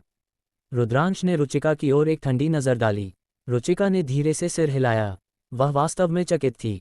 उसने देखा था कि लौह दानव का कवच कितना अभेद्य था, यहाँ तक कि उसके हृदय पर भी इस्पाती परत थी। लेकिन नव्या के सामने वह किसी मिट्टी के खिलौने की तरह टूट गया। इसका सीधा अर्थ था कि इस लघु नागिन के पास ऐसी शारीरिक शक्ति, स्ट्रेंथ एट्रीब्यूट थी जिसकी बराबरी शायद कोई आध्यात्मिक जीव भी न कर सके। रुचिका को तो यहाँ तक संदेह था कि उनके परिवार का स्तर 40 का अनुभवी अंगरक्षक भी नव्या के एक प्रहार को सहन नहीं कर पाएगा। रुद्रांश बस मुस्कुराया और उसने कोई उत्तर नहीं दिया। ये देखकर रुचिका समझ गई कि उसने शायद मर्यादा लांघ दी है। वह और रुद्रांश केवल एक ही मिशन के लिए साथ आए थे, वे गहरे मित्र नहीं थे कि रुद्रांश उसे अपने जीवन का सबसे बड़ा रहस्य बता देता। ठीक है, अगले चरण की ओर चलते हैं। प्राथमिकता इस समय इस गुप्तधाम को पूरा करने की है, रुद्रांश ने बात बदलते हुए कहा। रुद्रांश अब इस मिशन के पुरस्कारों को लेकर उत्साहित था। यद्यपि पहले 2 चरणों में कोई विशेष कठिनाई नहीं थी, लेकिन तीसरे चरण के राक्षस ने यह सिद्ध कर दिया था कि यह नाइटमेयर मोड वाकई में खतरनाक है। और जितना कठिन युद्ध होता है, पुरस्कार भी उतने ही शानदार होते हैं। उसे उम्मीद थी कि शायद उसे कोई रजत श्रेणी सिल्वर टियर का उपकरण मिल जाए। यदि ऐसा हुआ तो आगामी स्नातक स्थानांतरण परीक्षा, job changing college entrance exam उसके लिए बहुत आसान हो जाएगी। कहा जाता है कि इस वर्ष की परीक्षा के प्रश्न पत्र महान योद्धा लौहमुख रुद्र सत्यकौम सेन ल्यूसेन द्वारा तैयार किए गए हैं। सत्यकौम सेन सभी नए छात्रों के लिए एक दुर्स्वप्न के समान हैं। उनके द्वारा सेट किए गए परीक्षाओं का उत्तीर्ण प्रतिशत हमेशा सबसे कम रहता है, कभी कभी तो केवल 15%। यही कारण था कि रुद्रांश किसी भी तरह की ढिलाई नहीं बरतना चाहता था। उसे खुद को और भी शक्तिशाली बनाना था। अंतिम द्वार की ओर रुद्रांश अब उस दिव्य प्रकाश द्वार के पास पहुंच चुका था जो उन्हें चौथे और अंतिम चरण में ले जाने वाला था। उस द्वार के भीतर इस रजत श्रेणी के गुप्तधाम का अंतिम अधिपति फाइनल बॉस था। रुद्रांश जानता था कि उसकी शक्ति उस लौह दानव से कई गुना अधिक होगी। पीछे खड़ी रुचिका और अन्या ने एक दूसरे की ओर देखा। उन्होंने अपने मन में संकल्प लिया कि इस बार वे केवल दर्शक बनकर नहीं रहेंगी। वे अपनी पूरी शक्ति से रुद्रांश की सहायता करेंगी। यदि वे इस बार भी कुछ नहीं कर पाईं, तो उन्हें मिलने वाला पुरस्कार केवल एक दान की तरह होगा जिसे उनका स्वाभिमान स्वीकार नहीं कर पाएगा। अन्या ने अपनी जादुई छड़ी को मजबूती से पकड़ा और रुचिका ने अपने पवित्र राजदंड को। तैयार हो? रुद्रांश ने बिना मुड़े पूछा। हाँ, दोनों लड़कियों ने एक साथ उत्तर दिया। रुद्रांश ने पहला कदम द्वार के भीतर रखा। अचानक एक ठंडी और प्राचीन हवा उनके चेहरों से टकराए। वे अब उस स्थान पर प्रवेश कर चुके थे जहां दानव राजा ट्रोल किंग का शासन था। हवा में जादू और रक्त की गंध मिली हुई थी। सामने एक विशाल सिंहासन था जिस पर बैठा साया किसी पर्वत की तरह लग रहा था। क्या रुद्रांश की भेड़िया राज महाखड्ग दानव राजा के रक्त से तृप्त होगी? और क्या नव्या को अपने 10% जागरण से भी आगे बढ़कर अपनी गुप्त शक्तियों का प्रदर्शन करना पड़ेगा? अध्याय 27 अंत या आरंभ। जैसे ही वे तीनों उस दिव्य प्रकाश पोर्टल के माध्यम से चौथे और अंतिम तल में प्रविष्ट हुए, उनकी आंखों के सामने जो दृश्य उभरा उसने उनके अस्तित्व को झकझोर कर रख दिया। एक विशाल और भव्य पातालशाला अंडरग्राउंड पैलेस के केंद्र में लगभग 30 मीटर ऊंची एक दैत्यकार छाया पद्मासन की मुद्रा में बैठी थी। यहाँ का वातावरण इतना अंधकार में था कि यदि रुद्रांश का स्फुरदीप्ति पत्थर न होता तो शायद वे अपनी आंखों के सामने वाली उंगलियां भी न देख पाते। पत्थर की उज्ज्वल रोशनी ने न केवल उस विशाल कक्ष को प्रकाशित किया, बल्कि उस दानव को भी पूरी तरह उजागर कर दिया जो सिंहासन पर विराजमान था। शायद उस रोशनी की चुभन से या फिर सदियों बाद मानव गंध पाकर उस दानव ने अपनी बंद आंखें धीरे धीरे खोलीं।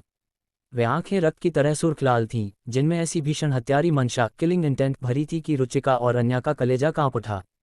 उनकी आंखों में झांकते ही उन दोनों लड़कियों का जो बच्चा खुचा लड़ाकू उत्साह था वह क्षण भर में आधा रह गया।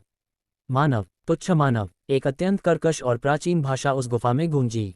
वह स्वर ऐसा था मानो 2 विशाल पत्थर आपस में रगड़ खा रहे हों। तुम छोटी चींटियों, जब तुमने यहाँ कदम रखा तभी तुम्हारी मृत्यु निश्चित हो गई थी। आओ, जीवन के इस अंतिम क्षण का आनंद लो। वह विशाल आकृति जो किसी 10 मंजिला इमारत जितनी ऊंची थी अपने सिंहासन से खड़ी हुई। उसके खड़े होते ही शरीर पर जमी सदियों पुरानी धूल झड़ने लगी, जिससे उसके नीचे छिपी हुई विस्फोटक मांसपेशियां दिखाई देने लगीं। उस दानव ने एक प्राचीन अस्थि कवच बोन आर्मर पहन रखा था। भले ही वह कवच देखने में पुराना और जर्जर लग रहा था, लेकिन उसे देखकर ही आभास हो रहा था कि वह किसी प्रागैतिहासिक दैत्य के कंकाल से बनाया गया है। उससे एक अत्यंत हिंसक और पुरुषत्वपूर्ण ऊर्जा फूट रही थी। उसके सिंहासन के पास रखा युद्ध फरसा बैटल एक्स, जो खुद भी हड्डियों से बना था, धूल में सना होने के बावजूद अपनी धार से हवा को चीर रहा था। वह दानव इस समय किसी सोए हुए युद्ध देवता व गॉड की तरह लग रहा था जो अब जाग चुका है। रुचिका और अन्या जैसी रईस लड़कियों ने अपने जीवन में कभी ऐसी स्थिति का सामना नहीं किया था। उनके अंगरक्षक हमेशा उन्हें खतरों से दूर रखते थे। उनके लिए सबसे कठिन अनुभव सूर्यवंशम शहर की वह कांस्य श्रेणी ब्रॉन्ज लेवल की कालकोठरी थी जो नौसिखियों के अभ्यास के लिए बनाई गई थी। वन्य गुप्तधाम का असली अधिपति बॉस इतना भयानक होगा, इसकी उन्होंने कल्पना भी नहीं की थी। वे दोनों अनजाने में ही रुद्रांश की पीठ के पीछे छिप गईं। दिव्य दृष्टि और भीषण आंकड़े। रुद्रांश के चेहरे पर डर के बजाय एक कौतूहल भरी मुस्कान थी। उसने अपने भाषा विश्लेषण लैंग्वेज एनालिसिस कौशल का उपयोग किया। यह एक F श्रेणी का सामान्य कौशल है जो हर योद्धा के लिए अनिवार्य होता है ताकि वह अलग अलग देशों और यहाँ तक कि राक्षसों की भाषा को भी समझ सके।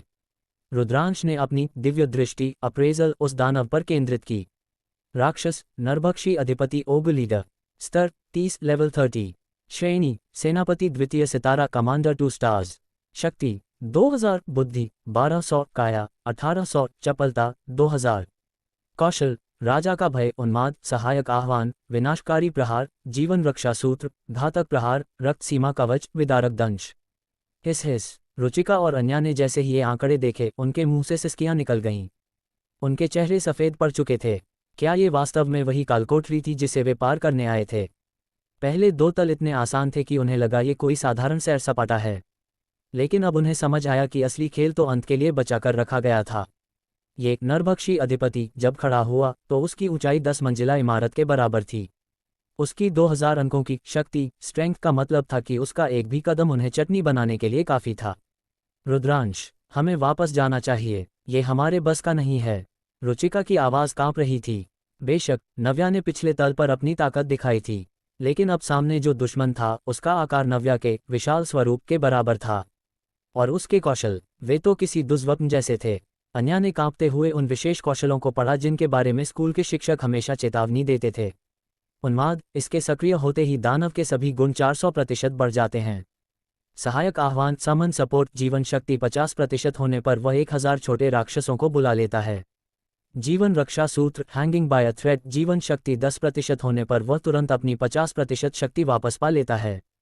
रक्त सीमा कवच ब्लड लिमिट शील्ड, हर 60 सेकंड में उसे एक अभेद्य जादुई कवच मिलता है। भगवान, हम इससे कैसे लड़ेंगे? अन्या जमीन पर बैठ गई। वह भी केवल एक किशोरी थी जिसने सुख सुविधाओं के अलावा कुछ नहीं देखा था। उसका मानसिक धैर्य अब जवाब दे चुका था। रुचिका भी हालांकि खड़ी थी, पर उसके हाथ में पकड़ा राजदंड थरथर कांप रहा था।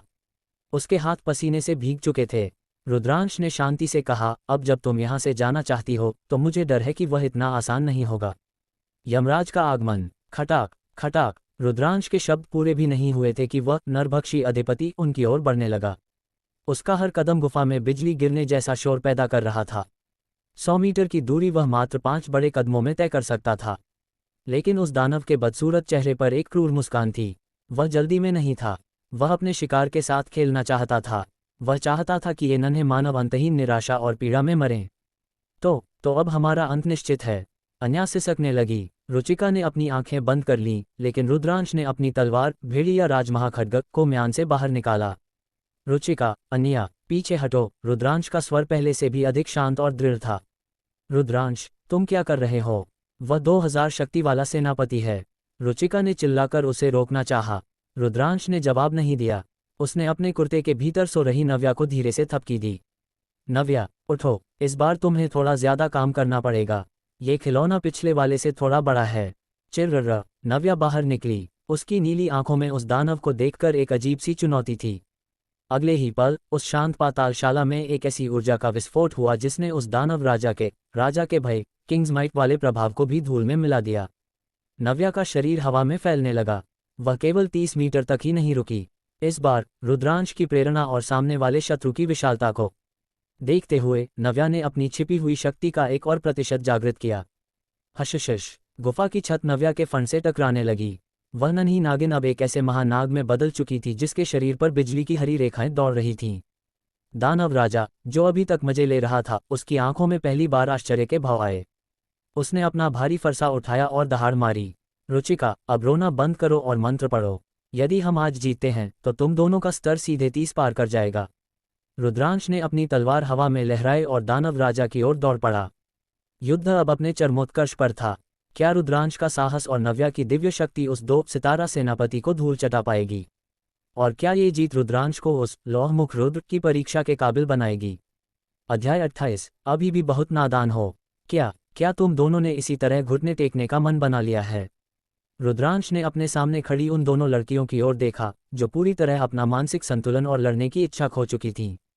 उसका स्वर बिल्कुल शांत और उदासीन था, जैसे वह किसी युद्ध के मैदान में नहीं बल्कि किसी शांत बगीचे में खड़ा हो। रुद्रांश के इस प्रश्न ने रुचिका और अन्या के मन में भय के साथ साथ एक अजीब सी उलझन पैदा कर दी। उनके सामने खड़ा वह नरभक्षी अधिपति, ओग लीडर, जिसकी ऊंचाई इतनी थी कि गर्दन उठाकर देखने पर भी उसका सिर ठीक से दिखाई नहीं दे रहा था, वह कोई सामान्य शत्रु नहीं था। उसके पास न केवल 2000 जोड़ के डरावने आंकड़े थे, बल्कि 4 विशेष घातक कौशल भी थे। ऐसी स्थिति में उन जैसे नौसिखियों के लिए, जिनके गुण अट्रिब्यूट्स अभी 500 की सीमा को भी पार नहीं कर पाए थे, मृत्यु की प्रतीक्षा करने के अलावा क्या विकल्प हो सकता था। माना कि रुद्रांश की नन्ही नागिन विशाल स्वरूप धारण कर उस दानव के बराबर हो सकती थी, लेकिन समस्या ये थी कि जैसे ही वह दानव अपना उन्माद बर्ज़र्क कौशल सक्रिय करेगा, उसकी शक्ति 4 गुना बढ़ जाएगी। उसकी मूल 2000 शक्ति सीधे 8000 पर पहुंच जाएगी। भले ही वह उन्माद केवल 60 सेकंड के लिए हो, लेकिन 8000 शक्ति के सामने ये नन्ही नागिन 60 सेकंड क्या 6 सेकंड भी नहीं टिक पाएगी। वह उसे सांप के सूप में बदल देगा। रुचिका, जिसका सुकोमल शरीर अभी भी कांप रहा था, उसने देखा कि रुद्रांश के चेहरे पर अभी भी भय की एक लकीर तक नहीं थी। उसके निडर चेहरे को देखकर रुचिका के मरते हुए साहस में आशा की एक हल्की सी किरण जागी। उसने कांपते हुए स्वर में पूछा, रुद्रांश, क्या तुम सचमुच इस नरभक्षी अधिपति को हरा सकते हो? हालांकि रुद्रांश के अगले जवाब ने उसे एक पल में फिर से निराश कर दिया। रुद्रांश ने धीरे से सिर हिलाया और कहा, मैं नहीं हरा सकता। क्या मजाक है? रुद्रांश अभी केवल 28वें स्तर पर था और उसकी अधिकतम शक्ति 800 अंक थी। यहाँ तक कि रुचिका के जादुई आशीर्वाद बफ्स के साथ भी वह अकेले इस दानव का मुकाबला नहीं कर सकता था। यह विशुद्ध रूप से युद्ध क्षमता का वह अंतर था जिसे केवल तलवारबाजी के कौशल से नहीं भरा जा सकता था। परंतु रुद्रांश के अगले वाक्य ने रुचिका और अन्या के कानों को फिर से खड़ा कर दिया। मेरी व्यक्तिगत शक्ति से मैं इस भारी भरकम दैत्य को नहीं हरा सकता, लेकिन मेरा पशु बीस्ट पेट इसे बड़ी आसानी से धूल चटा सकता है। जैसे ही रुद्रांश के शब्द गूंजे, चिर्र, नव्या ने एक बार फिर अपना छोटा सा सिर ऊंचा किया और बड़े गर्व से एक आवाज निकाली। अपनी ओर बढ़ते हुए उस विशाल नरभक्षी अधिपति के सामने भी उस नन्ही जान के मन में न तो कोई डर था और न ही पीछे हटने का विचार। यदि इसकी जगह कोई और साधारण जीव होता तो अब तक डर के मारे बेहोश हो चुका होता। लेकिन नव्या बहुत बहादुर थी, क्योंकि उसका स्वामी उसके ठीक बगल में खड़ा था। जब तक रुद्रांश वहां था, नव्या को लगता था कि वह दुनिया की सबसे शक्तिशाली नागिन है। वह दानव राजा हो या कोई और, नव्या की नज़रों में सब तुच्छ थे। भोजन का वादा और युद्ध का आगाज। नव्या, क्या तुमने उस बड़े खिलौने को देखा? रुद्रांश ने अब उन लड़कियों की ओर ध्यान देना छोड़ दिया था जो हार मान चुकी थीं। चिर्र, नव्या ने अपना सिर हिलाया, जैसे कह रही हो, हाँ, बहुत पहले ही देख लिया था। वह तो बस अपने स्वामी के आदेश की प्रतीक्षा कर रही थी, वरना वह कब की उस दानव से भिड़ चुकी होती। बहुत अच्छे, अब मैं तुम्हें एक छोटा सा कार्य देता हूँ। इस बड़े दैत्य का खेल खत्म करो। जैसे ही तुम इसे मार दोगी, हम घर चलेंगे और मैं तुम्हें तुम्हारा पसंदीदा स्वादिष्ट भोजन खिलाऊंगा। रुद्रांश ने मुस्कुराते हुए नव्या के सिर को सहलाया। चिर्र, जैसे ही नव्या ने सुना कि स्वामी उसे स्वादिष्ट भोजन खिलाने वाले हैं, उसकी आंखों में चमक आ गई। अगले ही पल वह अपने स्वामी के कंधे से नीचे उतरी और उत्साह के साथ उस नरभक्षी अधिपति की ओर रेंगने लगी। रुचिका और अन्या अभी भी अविश्वास में थीं। अन्या ने हैरानी से पूछा, क्या ये छोटी सी जान सचमुच उस दानव राजा को हरा देगी? रुचिका ने भी घबराहट में कहा, रुद्रांश, क्या मुझे तुम्हारी नव्या को कुछ सुरक्षा कवच या आशीर्वाद देना चाहिए? आवश्यकता नहीं है। रुद्रांश ने बेपरवाही से सिर हिलाया। उसने अपने सीने पर हाथ बांध लिए और बिल्कुल शांत खड़ा रहा। उसे अपनी नव्या पर पूरा भरोसा था। चिंता मत करो, मेरी नव्या इस दानव राजा के लिए अकेली ही काफ़ी है। ये सुनकर दोनों लड़कियों ने एक दूसरे को देखा। उनकी आंखों में अभी भी आशंका साफ दिख रही थी। एक तरफ 23वें स्तर की साधारण नागिन और दूसरी तरफ 30वें स्तर का 2 सितारा सेनापति। क्या जीतने की कोई भी संभावना थी? अपमान और क्रोध का विस्फोट। इस बीच वह नरभक्षी अधिपति, जिसके चेहरे पर उपहास और क्रूरता के भाव थे, उसने जब देखा कि वे 3 तुच्छ मानव उसे हराने के लिए एक छोटी सी नागिन को भेज रहे हैं, तो उसके हृदय में क्रोध की ज्वाला धधक उठी। अपमान, यह उसके अस्तित्व का सबसे बड़ा अपमान था। ये नीच मानव, क्या उन्हें सचमुच लगता है कि एक मामूली सांप उसे हरा सकता है? वे उसे एक अधिपति, बॉस की तरह सम्मान भी नहीं दे रहे थे। धमाका। अत्यधिक क्रोध में आकर दानव राजा अब धीरे धीरे नहीं बल्कि तेज कदमों से बढ़ने लगा। उसने अपने दांत पीसे और उसके विशाल शरीर से एक विनाशकारी ऊर्जा फूटने लगी। वह सीधा रुद्रांश और लड़कियों की ओर लपका। उसने उस नन्ही नागिन को पूरी तरह नजरअंदाज कर दिया। उसने अपना इरादा बदल लिया था। वह पहले उन 3 चींटियों को अपने पैरों तले कुचलकर उनका कीमा बनाना चाहता था। उन्माद, बर्ज़र्क, विनाशकारी प्रहार, डिस्ट्रक्टिव चार्ज। जैसे ही ये दोनों कौशल सक्रिय हुए, उस दानव की शक्ति 2000 से सीधे 8000 पर जा पहुंची। पूरा कक्ष एक निराशाजनक विनाशकारी आभा से भर गया। रुचिका और अन्या उस दबाव को सहन नहीं कर पाईं और डर के मारे रुद्रांश के पीछे छिप गईं। उन्होंने रुद्रांश के कुर्ते को कसकर पकड़ लिया। रुद्रांश बस एक फीकी मुस्कान के साथ खड़ा रहा। चिर्र, लेकिन नव्या, जो सबसे आगे थी, वह उस दानव के इस व्यवहार से बहुत नाराज हो गई। उस बड़े बेवकूफ ने उसे अनदेखा करने की हिम्मत कैसे की? गूंज! अचानक नव्या के शरीर से एक चकाचौंध करने वाली सुनहरी रोशनी निकली। उसका नन्हा शरीर गुब्बारे की तरह फूलने लगा। पलक झपकते ही नव्या एक ऐसे विशाल महानाग में बदल गई जिसकी ऊंचाई उस दानव राजा से भी अधिक थी। उस विशाल हरे नाग को अपने सामने अचानक प्रकट होते देख दानव राजा एक पल के लिए ठिठका। उसे उम्मीद नहीं थी कि यह तुच्छ सांप इतना बड़ा हो सकता है, लेकिन अब उसे फर्क नहीं पड़ता था। वह इस पूरे इलाके का राजा था। उसके सामने जो भी आए वह उसे कुचलने के लिए तैयार था। दानव राजा ने एक जोरदार दहाड़ मारी। उसका विनाशकारी प्रहार रुका नहीं, बल्कि वह और भी अधिक बल के साथ नव्या की ओर बढ़ा। चिर्र! नव्या ने भी तिरस्कार भरी एक आवाज निकाली और उसकी नीली आंखें अचानक सुनहरी पीली हो गईं। प्रलयकारी वज्र न्याय! धमाका! रुचिका और अन्या की फटी आंखों के सामने नव्या के विशाल शरीर से नीली बिजली की लहरें अजूर लाइटनिंग फूटने लगीं। उन्हें ऐसा लगा मानो उस नागिन के भीतर से एक प्राचीन नाग शक्ति या दिव्य ड्रैगन की गूंज सुनाई दे रही हो। उस नीली बिजली के घेरे में नव्या अब कोई साधारण नागिन नहीं, बल्कि साक्षात प्रलयकारी हरित महानाग लग रही थी। प्रलयकारी वज्र न्याय! World destroying thunder judgment! पिछले कई दिनों से प्रेतशिला पर्वत पर शिकार करने के बाद नव्या ने पहली बार अपनी इस विशिष्ट दिव्य प्रतिभा एक्सक्लूसिव टैलेंट को सक्रिय किया था। हे ईश्वर, यह क्या है? अन्या के मुंह से निकला। वह दानव राजा भी उस भयानक बिजली को देखकर सहम गया। उसे सपने में भी अंदाजा नहीं था कि जिसे वह मामूली सांप समझ रहा था, वह एक सेकंड में बिजली उगलने वाले काल में बदल जाएगा। लेकिन अब पीछे हटने का कोई रास्ता नहीं था। उसने खुद को संभाला और अपना प्रहार जारी रखा। अत्यंत सतर्क होते हुए उसने अपने 2 और कौशल सक्रिय किए। रक्त सीमा कवच, ब्लड लिमिट शील्ड, जीवन रक्षा सूत्र, लाइफ ऑन द लाइन। इन कौशलों के साथ उसे विश्वास था कि चाहे जो हो जाए, वह कम से कम अपनी जान तो बचा ही लेगा। हालांकि वह अभी भी बहुत नादान था। उसे नहीं पता था कि वह आर्यावर्त के प्राचीन ग्रंथों में वर्णित उस शक्ति का सामना कर रहा है जिसे स्वयं देवता भी नहीं रोक सकते। क्या नव्या का वज्र न्याय उस दानव राजा के 8000 शक्ति वाले उन्माद और अभेद्य कवच को एक ही झटके में राख कर देगा? और क्या रुद्रांश इस युद्ध के बाद अंततः उस स्तर पर पहुंच पाएगा जहां से उसका असली सफर शुरू होना है? अध्याय 29, स्तर पूरा। महापुरस्कारों की वर्षा। इस समय नव्या का विशाल शरीर नीली वज्र बिजली अजूर लाइटनिंग से घिरा हुआ था और उसका आभामंडल और अत्यंत भयानक था। दूर से देखने पर वह अब कोई साधारण नागिन नहीं, बल्कि साक्षात बिजली पर शासन करने वाला एक सर्वोच्च दिव्य जीव लग रही थी। क्या ये वास्तव में एक द्वितीय श्रेणी का साधारण जीव टियर 2 मॉर्टल बीस्ट है? रुद्रांश के पीछे छिपी रुचिका और अन्या पूरी तरह जड़ हो चुकी थीं। उनकी आंखों के सामने जो शक्ति प्रदर्शन हो रहा था वह तर्क और विज्ञान की सीमाओं से परे था। रुद्रांश ने भी अपनी नव्या के इस ईश्वरीय अवतार को देखा और उसका चेहरा सुखद आश्चर्य से भर गया। ये पहली बार था जब नव्या ने अपने प्रलयकारी वज्र न्याय एक्सटिंक्शन थंडर स्किल का उपयोग किया था। उसने भी यह अपेक्षा नहीं की थी कि इसमें इतनी विनाशकारी शक्ति होगी। पिछले कुछ दिनों में प्रेतशिला पर्वत mountain range of the dead में प्रशिक्षण के दौरान नव्या ने जिस भी राक्षस का सामना किया था उसे उसने अपनी शारीरिक शक्ति से ही कुचल दिया था। उसे अपनी इस डरावनी हरित महानाग वाली दिव्य प्रतिभा अजूर ड्रैगन टैलेंट को इस्तेमाल करने की आवश्यकता ही नहीं पड़ी थी। परंतु अब जब उसका सामना उस नरभक्षी अधिपति ओग लीडर से हुआ जिसके गुण अट्रिब्यूट्स 8000 तक पहुंच चुके थे, तो नव्या ने बिना किसी संकोच के अपनी उस विरासत का प्रदर्शन किया जिसे दुनिया की 80% जनसंख्या ने कभी देखा तक नहीं होगा। आखिर यह ब्रह्मांडीय स्तर के दिव्य जीव प्रलयकारी हरित महानाग की जन्मजात प्रतिभा जो थी। महानाग की दहाड़ और अधिपति का अंत। दहाड़ बिजली के देवता में परिवर्तित हुई नव्या के मुख से जो स्वर निकला वह अब किसी नन्ही नागिन की चहचहाहट नहीं थी, बल्कि एक शक्तिशाली ड्रैगन की दहाड़ थी जिसने पूरी गुफा को हिलाकर रख दिया। धमाका! रुद्रांश और अन्य लोगों की फटी आंखों के सामने नव्या अंततः उस क्रूर और अत्याचारी नरभक्षी अधिपति से सीधे टकरा गई। परिणाम वैसा ही था जैसी अपेक्षा की जा सकती थी। उफ! जैसे ही उन 2 विशाल शरीरों की पहली भिड़ंत हुई, वह नरभक्षी अधिपति ही था जिसके मुंह से दर्द भरी चीख निकली।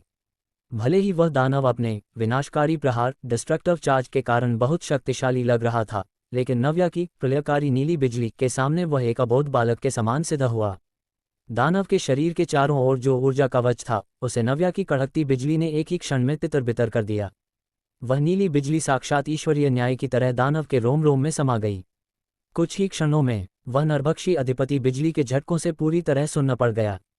उसका पूरा शरीर काला पड़ गया और वह बेतहाशा कांपने लगा। उस समय उसे अंततः आभास हुआ कि उसका सामना एक ऐसी शक्ति से हुआ है जिसके सामने वह कीड़े मकोड़े के समान भी नहीं है। इस डरावनी बिजली के घेरे में उसके पास प्रतिकार करने की कोई शक्ति नहीं बची थी। अपनी बची कुची अंतिम शक्ति को बटोरते हुए उसने अपने दांत पीसे और एक आखिरी दहाड़ मारी। उसने उस बिजली के घेरे से भागने का प्रयास किया, लेकिन नव्या उसे इतनी आसानी से कैसे जाने देती। महानाग के विशाल शरीर ने, जिससे अभी भी नीली बिजलियां फूट रही थीं, उस दानव राजा को कुंडली मारकर चारों तरफ से जकड़ लिया। उफ! अब दानव राजा पूरी तरह हताश हो चुका था। उसे महसूस हुआ कि उसकी स्वास्थ्य लाभ हीलिंग की क्षमता 80% कम हो गई है। उसके 8000 शक्ति वाले आंकड़े अब 70% गिरकर मात्र 2400 रह गए थे। यही नहीं, उसके द्वारा झेले जाने वाले नुकसान डैमेज में 500% की वृद्धि हो गई थी। उसे कभी पता नहीं चलेगा कि यह नव्या के कौशल की वह अवस्था थी जिसे विपरीत मृत्यु वज्र विनाश रिवर्स डेथ थंडर अनाइलेशन कहा जाता है। इस समय चाहे वह शारीरिक बल हो या जादुई शक्ति, नव्या उसे निर्दयतापूर्वक कुचल रही थी। 1 मिनट भी नहीं बीता था, नव्या ने उसे अपनी कुंडली में केवल 10 सेकंड के लिए भींचा होगा कि उस अहंकारी दानव राजा के प्राण पखेरु उड़ गए। उसकी अंतिम कराह गुफा की दीवारों से टकराकर दम तोड़ गई। विजय और महापुरस्कारों की वर्षा। जैसे ही वह दानव राजा भूमि पर गिरा, रुद्रांश, रुचिका और अन्या के सामने एक संयुक्त सूचना पटल इन्फॉर्मेशन पैनल प्रकट हुआ। डिंग! बधाई हो, आपने सफलतापूर्वक दानव गुहा ट्रोल्स नेस्ट गुप्तधाम को पूरा कर लिया है। वर्तमान कठिनाई रजत 5 सितारा नाइटमेयर। समाप्ति समय 16 मिनट 42 सेकंड। कुल रेटिंग SSS ग्रेड। पुरस्कार वितरित किए जा रहे हैं। बधाई हो, आपको 200,000 अनुभव अंक एक्सपीरियंस पॉइंट्स प्राप्त हुए। बधाई हो, आपने दानव हंता ट्रोल किलर की उपाधि प्राप्त की। बधाई हो, आपको 400 गुण अंक एट्रीब्यूट पॉइंट्स प्राप्त हुए। बधाई हो, आपको 400 कौशल अंक स्किल पॉइंट्स प्राप्त हुए। खटखट! अंत में रुद्रांश और उन दोनों लड़कियों के सामने एक चांदी की रोशनी से चमकता हुआ संदूक ट्रेजर चेस्ट प्रकट हुआ। रुद्रांश जानता था कि अनुभव अंक, उपाधि और कौशल अंक तो हर किसी को मिले हैं, लेकिन इस चांदी के संदूक के भीतर रखे सामान ही इस गुप्तधाम के असली अनमोल रत्न थे। यही कारण है कि दुनिया के कई शक्तिशाली योद्धा अकेले ही गुप्तधामों को पूरा करना पसंद करते हैं, ताकि उन्हें ये पुरस्कार साझा न करने पड़ें। रुद्रांश को इस बार 200,000 अनुभव अंक और 400 कौशल अंक मिले थे। यदि रुचिका और अन्या वहां नहीं होती तो उसे 600,000 अनुभव अंक और 1200 कौशल अंक मिलते। ये तो शुक्र था कि वह डरपोक जय पहले ही भाग गया था, वरना ये पुरस्कार 4 हिस्सों में बंट जाते। नव्या अब वापस अपने छोटे और प्यारे रूप में आ चुकी थी। वह धीरे धीरे रेंगते हुए अपने स्वामी के पास आए और अपना नन्हा सिर उठाकर बड़े प्यार से उसे थपथपाने के लिए कहने लगी। रुद्रांश ने बड़े दुलार से उसके सिर को सहलाया। नव्या, तुमने कमाल कर दिया। जब हम वापस चलेंगे तो मैं तुम्हारे लिए कुछ बहुत ही स्वादिष्ट भोजन खरीदूंगा। चिर्रर्रा! स्वामी की प्रशंसा सुनकर नव्या ने खुशी से अपनी आंखें सिकोड़ लीं। चांदी के संदूक का रहस्य। क्लिक! रुद्रांश ने बिना देर किए उस चांदी के संदूक को खोला। संदूक से रोशनी का एक फव्वारा फूटा और कई वस्तुएं बाहर निकल आईं। तीनों ने तुरंत उन पुरस्कारों की जानकारी जांची। वस्तु 1, बी ग्रेड सामग्री, दानव राजा का हृदय, ओग लीडर्स हार्ट गुना 1। वस्तु 2, अस्त्र, दानव राजा का युद्ध फरसा, सिल्वर 5 स्टार्स ग्रेड। वस्तु 3, ए ग्रेड सार्वभौमिक कौशल पुस्तक, क्षण परिवहन, टेलीपोर्टेशन। वस्तु 4, जादुई कार्ड, दानव राजा, एन्चांटमेंट कार्ड गुना 1। वस्तु 5, सी ग्रेड औषधि, शक्तिवर्धक गुटिका, स्ट्रेंथ पिल गुना 1। वस्तु 6, बी ग्रेड पुरोहित, कौशल पुस्तक, प्रकाश का कवच, लाइट्स प्रोटेक्शन। वस्तु 7, बी ग्रेड जादूगर, कौशल पुस्तक, ज्वलंत विस्फोट, ब्लेजिंग एक्सप्लोजन। इन पुरस्कारों को देखकर अन्या और रुचिका की सांसें रुक गईं। यहाँ तक कि शांत रहने वाला रुद्रांश भी थोड़ा उत्तेजित हो उठा। अब उसे समझ आया कि लोग रैंडम वाइल्ड गुप्तधामों के पीछे क्यों पागल रहते हैं। इनकी समाप्ति पर मिलने वाले पुरस्कार अत्यंत उदार होते हैं। बेशक आर्यावर्त के बड़े शहरों के रईस परिवारों के लिए ये बहुत बड़ी बात न हो, लेकिन सूर्यवंशम जैसे छोटे शहर के लिए ये किसी खजाने से कम नहीं थे। सूर्यवंशम की सबसे बड़ी नीलामी में भी एक बी ग्रेड कौशल पुस्तक सालों तक दिखाई नहीं देती। तुम दोनों वो 2 बी ग्रेड कौशल पुस्तकें, प्रकाश का कवच और ज्वलंत विस्फोट, ले सकती हो। बाकी सब मेरा होगा, कोई आपत्ति तो नहीं? रुद्रांश ने अपनी गोद में बैठी नव्या को सहलाते हुए रुचिका और अन्या से पूछा। कोई आपत्ति नहीं, बिल्कुल नहीं। दोनों लड़कियों ने जल्दी जल्दी अपना सिर हिलाया। वे मजाक थोड़ी कर रही थीं। उन्हें पता था कि पूरे मिशन में रुद्रांश का योगदान 99.9% था। वे तो बस दर्शक बनकर खड़ी थीं। उन्हें बिना कुछ किए इतनी महंगी कौशल पुस्तकें मिल रही थीं, यही उनके लिए बहुत बड़ी बात थी। उन्हें इनाम मांगने की हिम्मत तक नहीं हो रही थी। रुद्रांश ने क्षण परिवहन टेलीपोर्टेशन की पुस्तक उठाई और उसकी आंखों में एक चमक आ गई। यह एक ग्रेड कौशल था जो किसी भी पेशे का व्यक्ति सीख सकता था। युद्ध के मैदान में ये कौशल जीवन और मृत्यु के बीच का अंतर तय कर सकता था। अगला लक्ष्य स्नातक परीक्षा। गुफा अब धीरे धीरे गायब होने लगी थी, जिसका अर्थ था कि गुप्तधाम का समय समाप्त हो रहा था और वे वापस मुख्य भूमि पर भेजे जाने वाले थे। रुद्रांश ने अपने मन में हिसाब लगाया। 400 अतिरिक्त गुण अंकों के साथ अब उसकी ताकत और भी बढ़ गई थी। अब वह स्तर 30 के बहुत करीब था। किरण मौसी खुश होंगी जब उन्हें पता चलेगा कि मैं इतनी जल्दी स्तर बढ़ा रहा हूँ। उसने अपनी गुरु की पत्नी के बारे में सोचा, जिन्होंने हमेशा उसे अपने बेटे की तरह पाला था। जैसे ही वे बाहर की खुली हवा में वापस आए, रुद्रांश ने आसमान की ओर देखा। अब उसका अगला लक्ष्य वह स्नातक परीक्षा थी जिसे लौहमुख रुद्र ने तैयार किया था। वह जानता था कि अब उसके पास वह शक्ति है जिससे वह न केवल परीक्षा उत्तीर्ण करेगा, बल्कि पूरे आर्यावर्त को अपनी पहचान बताएगा। रुद्रांश, रुचिका ने धीरे से उसे पुकारा। उसकी आंखों में अब पहले वाला अभिमान नहीं, बल्कि एक गहरा सम्मान और कौतूहल था। क्या हम फिर कभी साथ में शिकार पर जा सकते हैं? रुद्रांश ने एक हल्की सी मुस्कान दी और नव्या को अपने कंधे पर बिठा लिया। देखते हैं, यदि समय मिला तो क्यों नहीं। वह जानता था कि उसका रास्ता इन लड़कियों से बहुत अलग है। उसे उस ऊंचाई तक पहुंचना था जहां से वह पूरी दुनिया को देख सके। क्या रुद्रांश क्षण परिवहन कौशल में महारत हासिल कर पाएगा? और क्या लौहमुख रुद्र की कठिन परीक्षा में नव्या का असली रूप पूरी दुनिया के सामने आ जाएगा? अध्याय 30। तुम इसके योग्य नहीं हो। सच तो यह है कि यदि रुद्रांश चाहता तो वह संदूक के सभी पुरस्कार अकेले भी रख सकता था और रुचिका या अन्या के पास विरोध करने का कोई नैतिक आधार नहीं होता। तार्किक रूप से देखा जाए तो रुद्रांश के बिना वे दोनों अब तक उस नरभक्षी अधिपति के विशाल फरसे के नीचे कुचली जा चुकी होती। उनकी जान और उनकी सफलता दोनों ही रुद्रांश की ऋणी थीं। रुद्रांश, इन 2 कौशल पुस्तकों के बदले मैं और अन्या तुम्हें भुगतान करना चाहती हैं। यदि तुम वहां नहीं होते तो शायद हम जीवित वापस नहीं लौट पाते। इतने बहुमूल्य पुरस्कार मुफ्त में लेना हमें असहज कर रहा है, रुचिका ने बहुत ही कोमल और गंभीर स्वर में कहा। उसके बगल में खड़ी अन्या ने भी अपनी गर्दन इस तरह हिलाई जैसे कोई चूजा दाना चुग रहा हो। जिस किसी में भी थोड़ी बहुत आत्म जागरूकता होती, वह इतने कीमती इनाम बिना कुछ किए लेने की हिम्मत नहीं करता। भुगतान की कोई आवश्यकता नहीं है। हालांकि रुद्रांश ने उदासीनता से अपना सिर हिलाया और कहा, भले ही इस गुप्तधाम के युद्ध में तुम दोनों का योगदान नगण्य रहा हो, लेकिन इस स्थान की खोज सबसे पहले तुम दोनों ने ही की थी। यदि तुम मुझे साथ नहीं लाती तो मैं कितना भी शक्तिशाली क्यों न होता, मुझे ये पुरस्कार कभी नहीं मिलते। इसलिए इन 2 पुस्तकों को मेरा प्रवेश शुल्क एंट्रेंस फीस समझो। रुद्रांश को दूसरों का कर्ज रखना पसंद नहीं था। आमतौर पर यदि कोई वन्य गुप्तधाम वाइल्ड सीक्रेट रेल्म खोजता है तो वह किसी को भी साथ ले जाने के लिए बाध्य नहीं होता। यदि आप उनके साथ अंदर जाना चाहते हैं तो आपको एक भारी प्रवेश शुल्क देना पड़ता है। रुचिका और अन्या ने रुद्रांश को मुफ्त में साथ लिया था, इसलिए रुद्रांश को लगा कि उसे इस एहसान का बदला किसी न किसी रूप में चुकाना चाहिए। रुचिका और अन्या के चेहरों पर अभी भी अपराधबोध के भाव देखकर रुद्रांश ने अपना हाथ हवा में लहराया। ठीक है, अब इसका वितरण इसी तरह होगा। इस बारे में और चर्चा की आवश्यकता नहीं है। इतना कहकर रुद्रांश ने बाकी 5 वस्तुएं अपनी मायावी थैली स्पेशल बैग में डाल लीं और वे 2 कौशल पुस्तकें रुचिका और अन्या की ओर उछाल दीं। चिर्रर्रा। इस बीच उसकी गोद में बैठी नव्या अब लाड़ करने लगी थी। वह अपने स्वामी को जल्दी वापस चलने के लिए उकसा रही थी क्योंकि उसे तेज भूख लगी थी और वह एक शानदार शाही दावत चाहती थी। रुद्रांश अपनी हंसी नहीं रोक पाया। ये नन्ही जान वाकई में एक भोजन प्रेमी फूडी थी। और यह भी सच था कि नव्या अपने खाने के मामले में बहुत नखरेबाज थी। अन्य पशुपालक बीस्ट मास्टर्स अपने जीवों को कच्चा मांस या मरे हुए राक्षसों के अवशेष खिलाकर पाल लेते थे, लेकिन नव्या को कच्चा मांस या सड़े गले शवों से घृणा थी। वह वही खाना चाहती थी जो रुद्रांश खुद खाता था। अब रुद्रांश अपने उस इकलौते साथी के लिए क्या कर सकता था जो पूरी तरह उस पर निर्भर थी? बस उसे लाड़ प्यार करना ही उसके हाथ में था। पुरस्कार मिलने के बाद अब उस अंधेरे, बदबूदार और सीलन भरे स्थान को छोड़ने का समय आ गया था। दानव ट्रोल्स बहुत ही अस्वच्छ राक्षस होते हैं। वे न केवल गंदे और दुर्गंधयुक्त होते हैं, बल्कि उनके शरीर अनगिनत कीटाणुओं का घर होते हैं।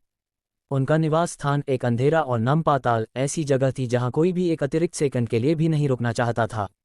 तुरंत ही उन तीनों ने वापसी पत्रक रिटर्न स्क्रॉल का उपयोग किया और वहां से सुरक्षित बाहर निकल गए। बाहर का दृश्य और जय की कायरता। गुप्तधाम के प्रवेश द्वार के बाहर का नज़ारा काफी तनावपूर्ण था। रुचिका और अन्या के कई अंगरक्षक, जो द्वितीय स्थानांतरण सेकंड ट्रांसफर स्तर के योद्धा थे, किसी गर्म तवे पर पड़ी चींटी की तरह यहाँ वहाँ टहल रहे थे। उनके चेहरों पर गहरी चिंता और घबराहट साफ देखी जा सकती थी। उनके पास ही जय खड़ा था, जिसका चेहरा अभी भी सफ़ेद पड़ा हुआ था। अब तक उसके मन से वह गहरा डर नहीं निकला था। लौह महादानव ने उसे जिस तरह की दहशत दी थी, उसने उसकी सोचने समझने की शक्ति छीन ली थी। इसीलिए वह अपने साथियों को छोड़कर भाग निकला था और वापसी पत्रक का उपयोग कर सुरक्षित बाहर आ गया था। हमें क्या करना चाहिए? क्या हमें मुखिया जी पेट्रियार्क को सूचित कर देना चाहिए? एक अंगरक्षक ने भारी आवाज में पूछा। तुलनात्मक रूप से शांत दिखने वाले एक अधेड़ उम्र के अंगरक्षक ने अपना हाथ हिलाया और गंभीरता से कहा, जल्दबाजी मत करो। यदि बेटियां अंदर मर गई होती तो गुप्तधाम का प्रवेश द्वार अब तक बंद हो चुका होता। द्वार अभी भी खुला है, इसका अर्थ है कि वे अभी जीवित हैं। थोड़ी देर और प्रतीक्षा करते हैं। ये स्थानांतरण की दुनिया ट्रांसफर वर्ल्ड का सामान्य ज्ञान है कि यदि पूरी टीम खत्म हो जाती है तो गुप्तधाम का प्रवेश द्वार अपने आप बंद हो जाता है। कुछ और मिनट बीत गए। गूंज। अचानक गुप्तधाम के प्रवेश द्वार पर स्थानिक तरंगें, स्पेशल फ्लक्चुएशंस उत्पन्न हुईं। अंगरक्षक खुशी से उछल पड़े और उस दिशा में देखने लगे। तभी 3 आकृतियां वहां प्रकट हुईं, रुद्रांश, रुचिका और अन्या। अपनी दोनों मालकिनों को सही सलामत देखकर अंगरक्षकों की जान में जान आई। जय भी उनके पीछे पीछे आया। उन तीनों के शांत चेहरों को देखकर उसने राहत की सांस ली। अपनी स्वार्थी भागदौड़ के कारण उसके मन में जो अपराध बोध था वह भी थोड़ा कम हो गया। उसने जल्दी से पास आकर कहा, क्या तुम लोग ठीक हो? शुक्र है कि तुम भी वहां से बच निकलने में सफल रहे, वरना मुझे सचमुच नहीं पता था कि मैं क्या करता। जैसे ही उसने ये कहा, रुचिका और अन्या के चेहरों पर एक विचित्र और व्यंग्यात्मक मुस्कान आ गई। बच निकलना? तुम्हें किसने बताया कि हम वहां से बचकर भागे हैं? क्या हम उसे पूरा क्लियर नहीं कर सकते थे? अन्या ने अपनी भौहें सिकुड़ी और जय की ओर अत्यंत ठंडी नजरों से देखा। उसकी आंखों में जय के लिए गहरा तिरस्कार भरा था। उसने मन ही मन तय कर लिया था कि भविष्य में वह इस लड़के के साथ कभी टीम नहीं बनाएगी। मौत से डरने वाला, अपने साथियों को धोखा देने वाला, थोड़ा सा खतरा देखते ही जो अपने साथियों को बिना एक शब्द कहे छोड़कर भाग जाए, ऐसे व्यक्ति पर कौन भरोसा करेगा? जय का चेहरा ये सुनकर बदल गया और उसने अविश्वास से कहा, पूरा कर लिया? ये कैसे संभव है? उसने खुद उस लौह महादानव की प्रचंड शक्ति का अनुभव किया था, और वह तो केवल तीसरा तल था। यदि चौथे तल का राजा बॉस होता तो वह निश्चित रूप से इससे भी कहीं अधिक भयानक होता। ऐसी स्थिति में तुम मुझसे कह रही हो कि तुमने उसे पूरा किया है, न कि तुम वहां से भाग कर आए हो। क्या मजाक है? रुचिका ने अब जय की ओर देखना भी उचित नहीं समझा। इसके बजाय उसने रुद्रांश की ओर एक कोमल मुस्कान के साथ देखा। रुद्रांश, अब जब सब कुछ समाप्त हो गया है तो क्या हम साथ वापस चलें?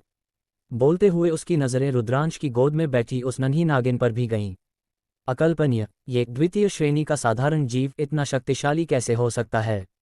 रुद्रांश ने आखिर इस नन्ही जान के साथ अनुबंध कहाँ से किया था? उस रईस और सुंदर युवती के निमंत्रण को रुद्रांश ने हाथ हिलाकर अस्वीकार कर दिया। आवश्यकता नहीं है, मैं अकेला ही वापस चला जाऊंगा, मैं तुम्हें कष्ट नहीं देना चाहता। विदा। इतना कहकर वह मुड़ा और जंगल के रास्ते पर चल दिया। सच्चाई का खुलासा और अंतिम प्रहार।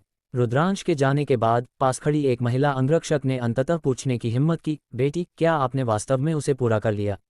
जब उसने जय को सफ़ेद चेहरे और आंखों में आंसू लिए भागते देखा था तो उसे आभास हो गया था कि गुप्तधाम के भीतर की स्थिति सामान्य नहीं थी। जय से अंदर के विशिष्ट राक्षसों की भयावहता सुनकर उन अंगरक्षकों के भी पसीने छूट गए थे। वे जानते थे कि यह रजत 5 सितारा सिल्वर 5 स्टार कालकोठरी अपनी निर्धारित कठिनाई से कहीं अधिक खतरनाक थी।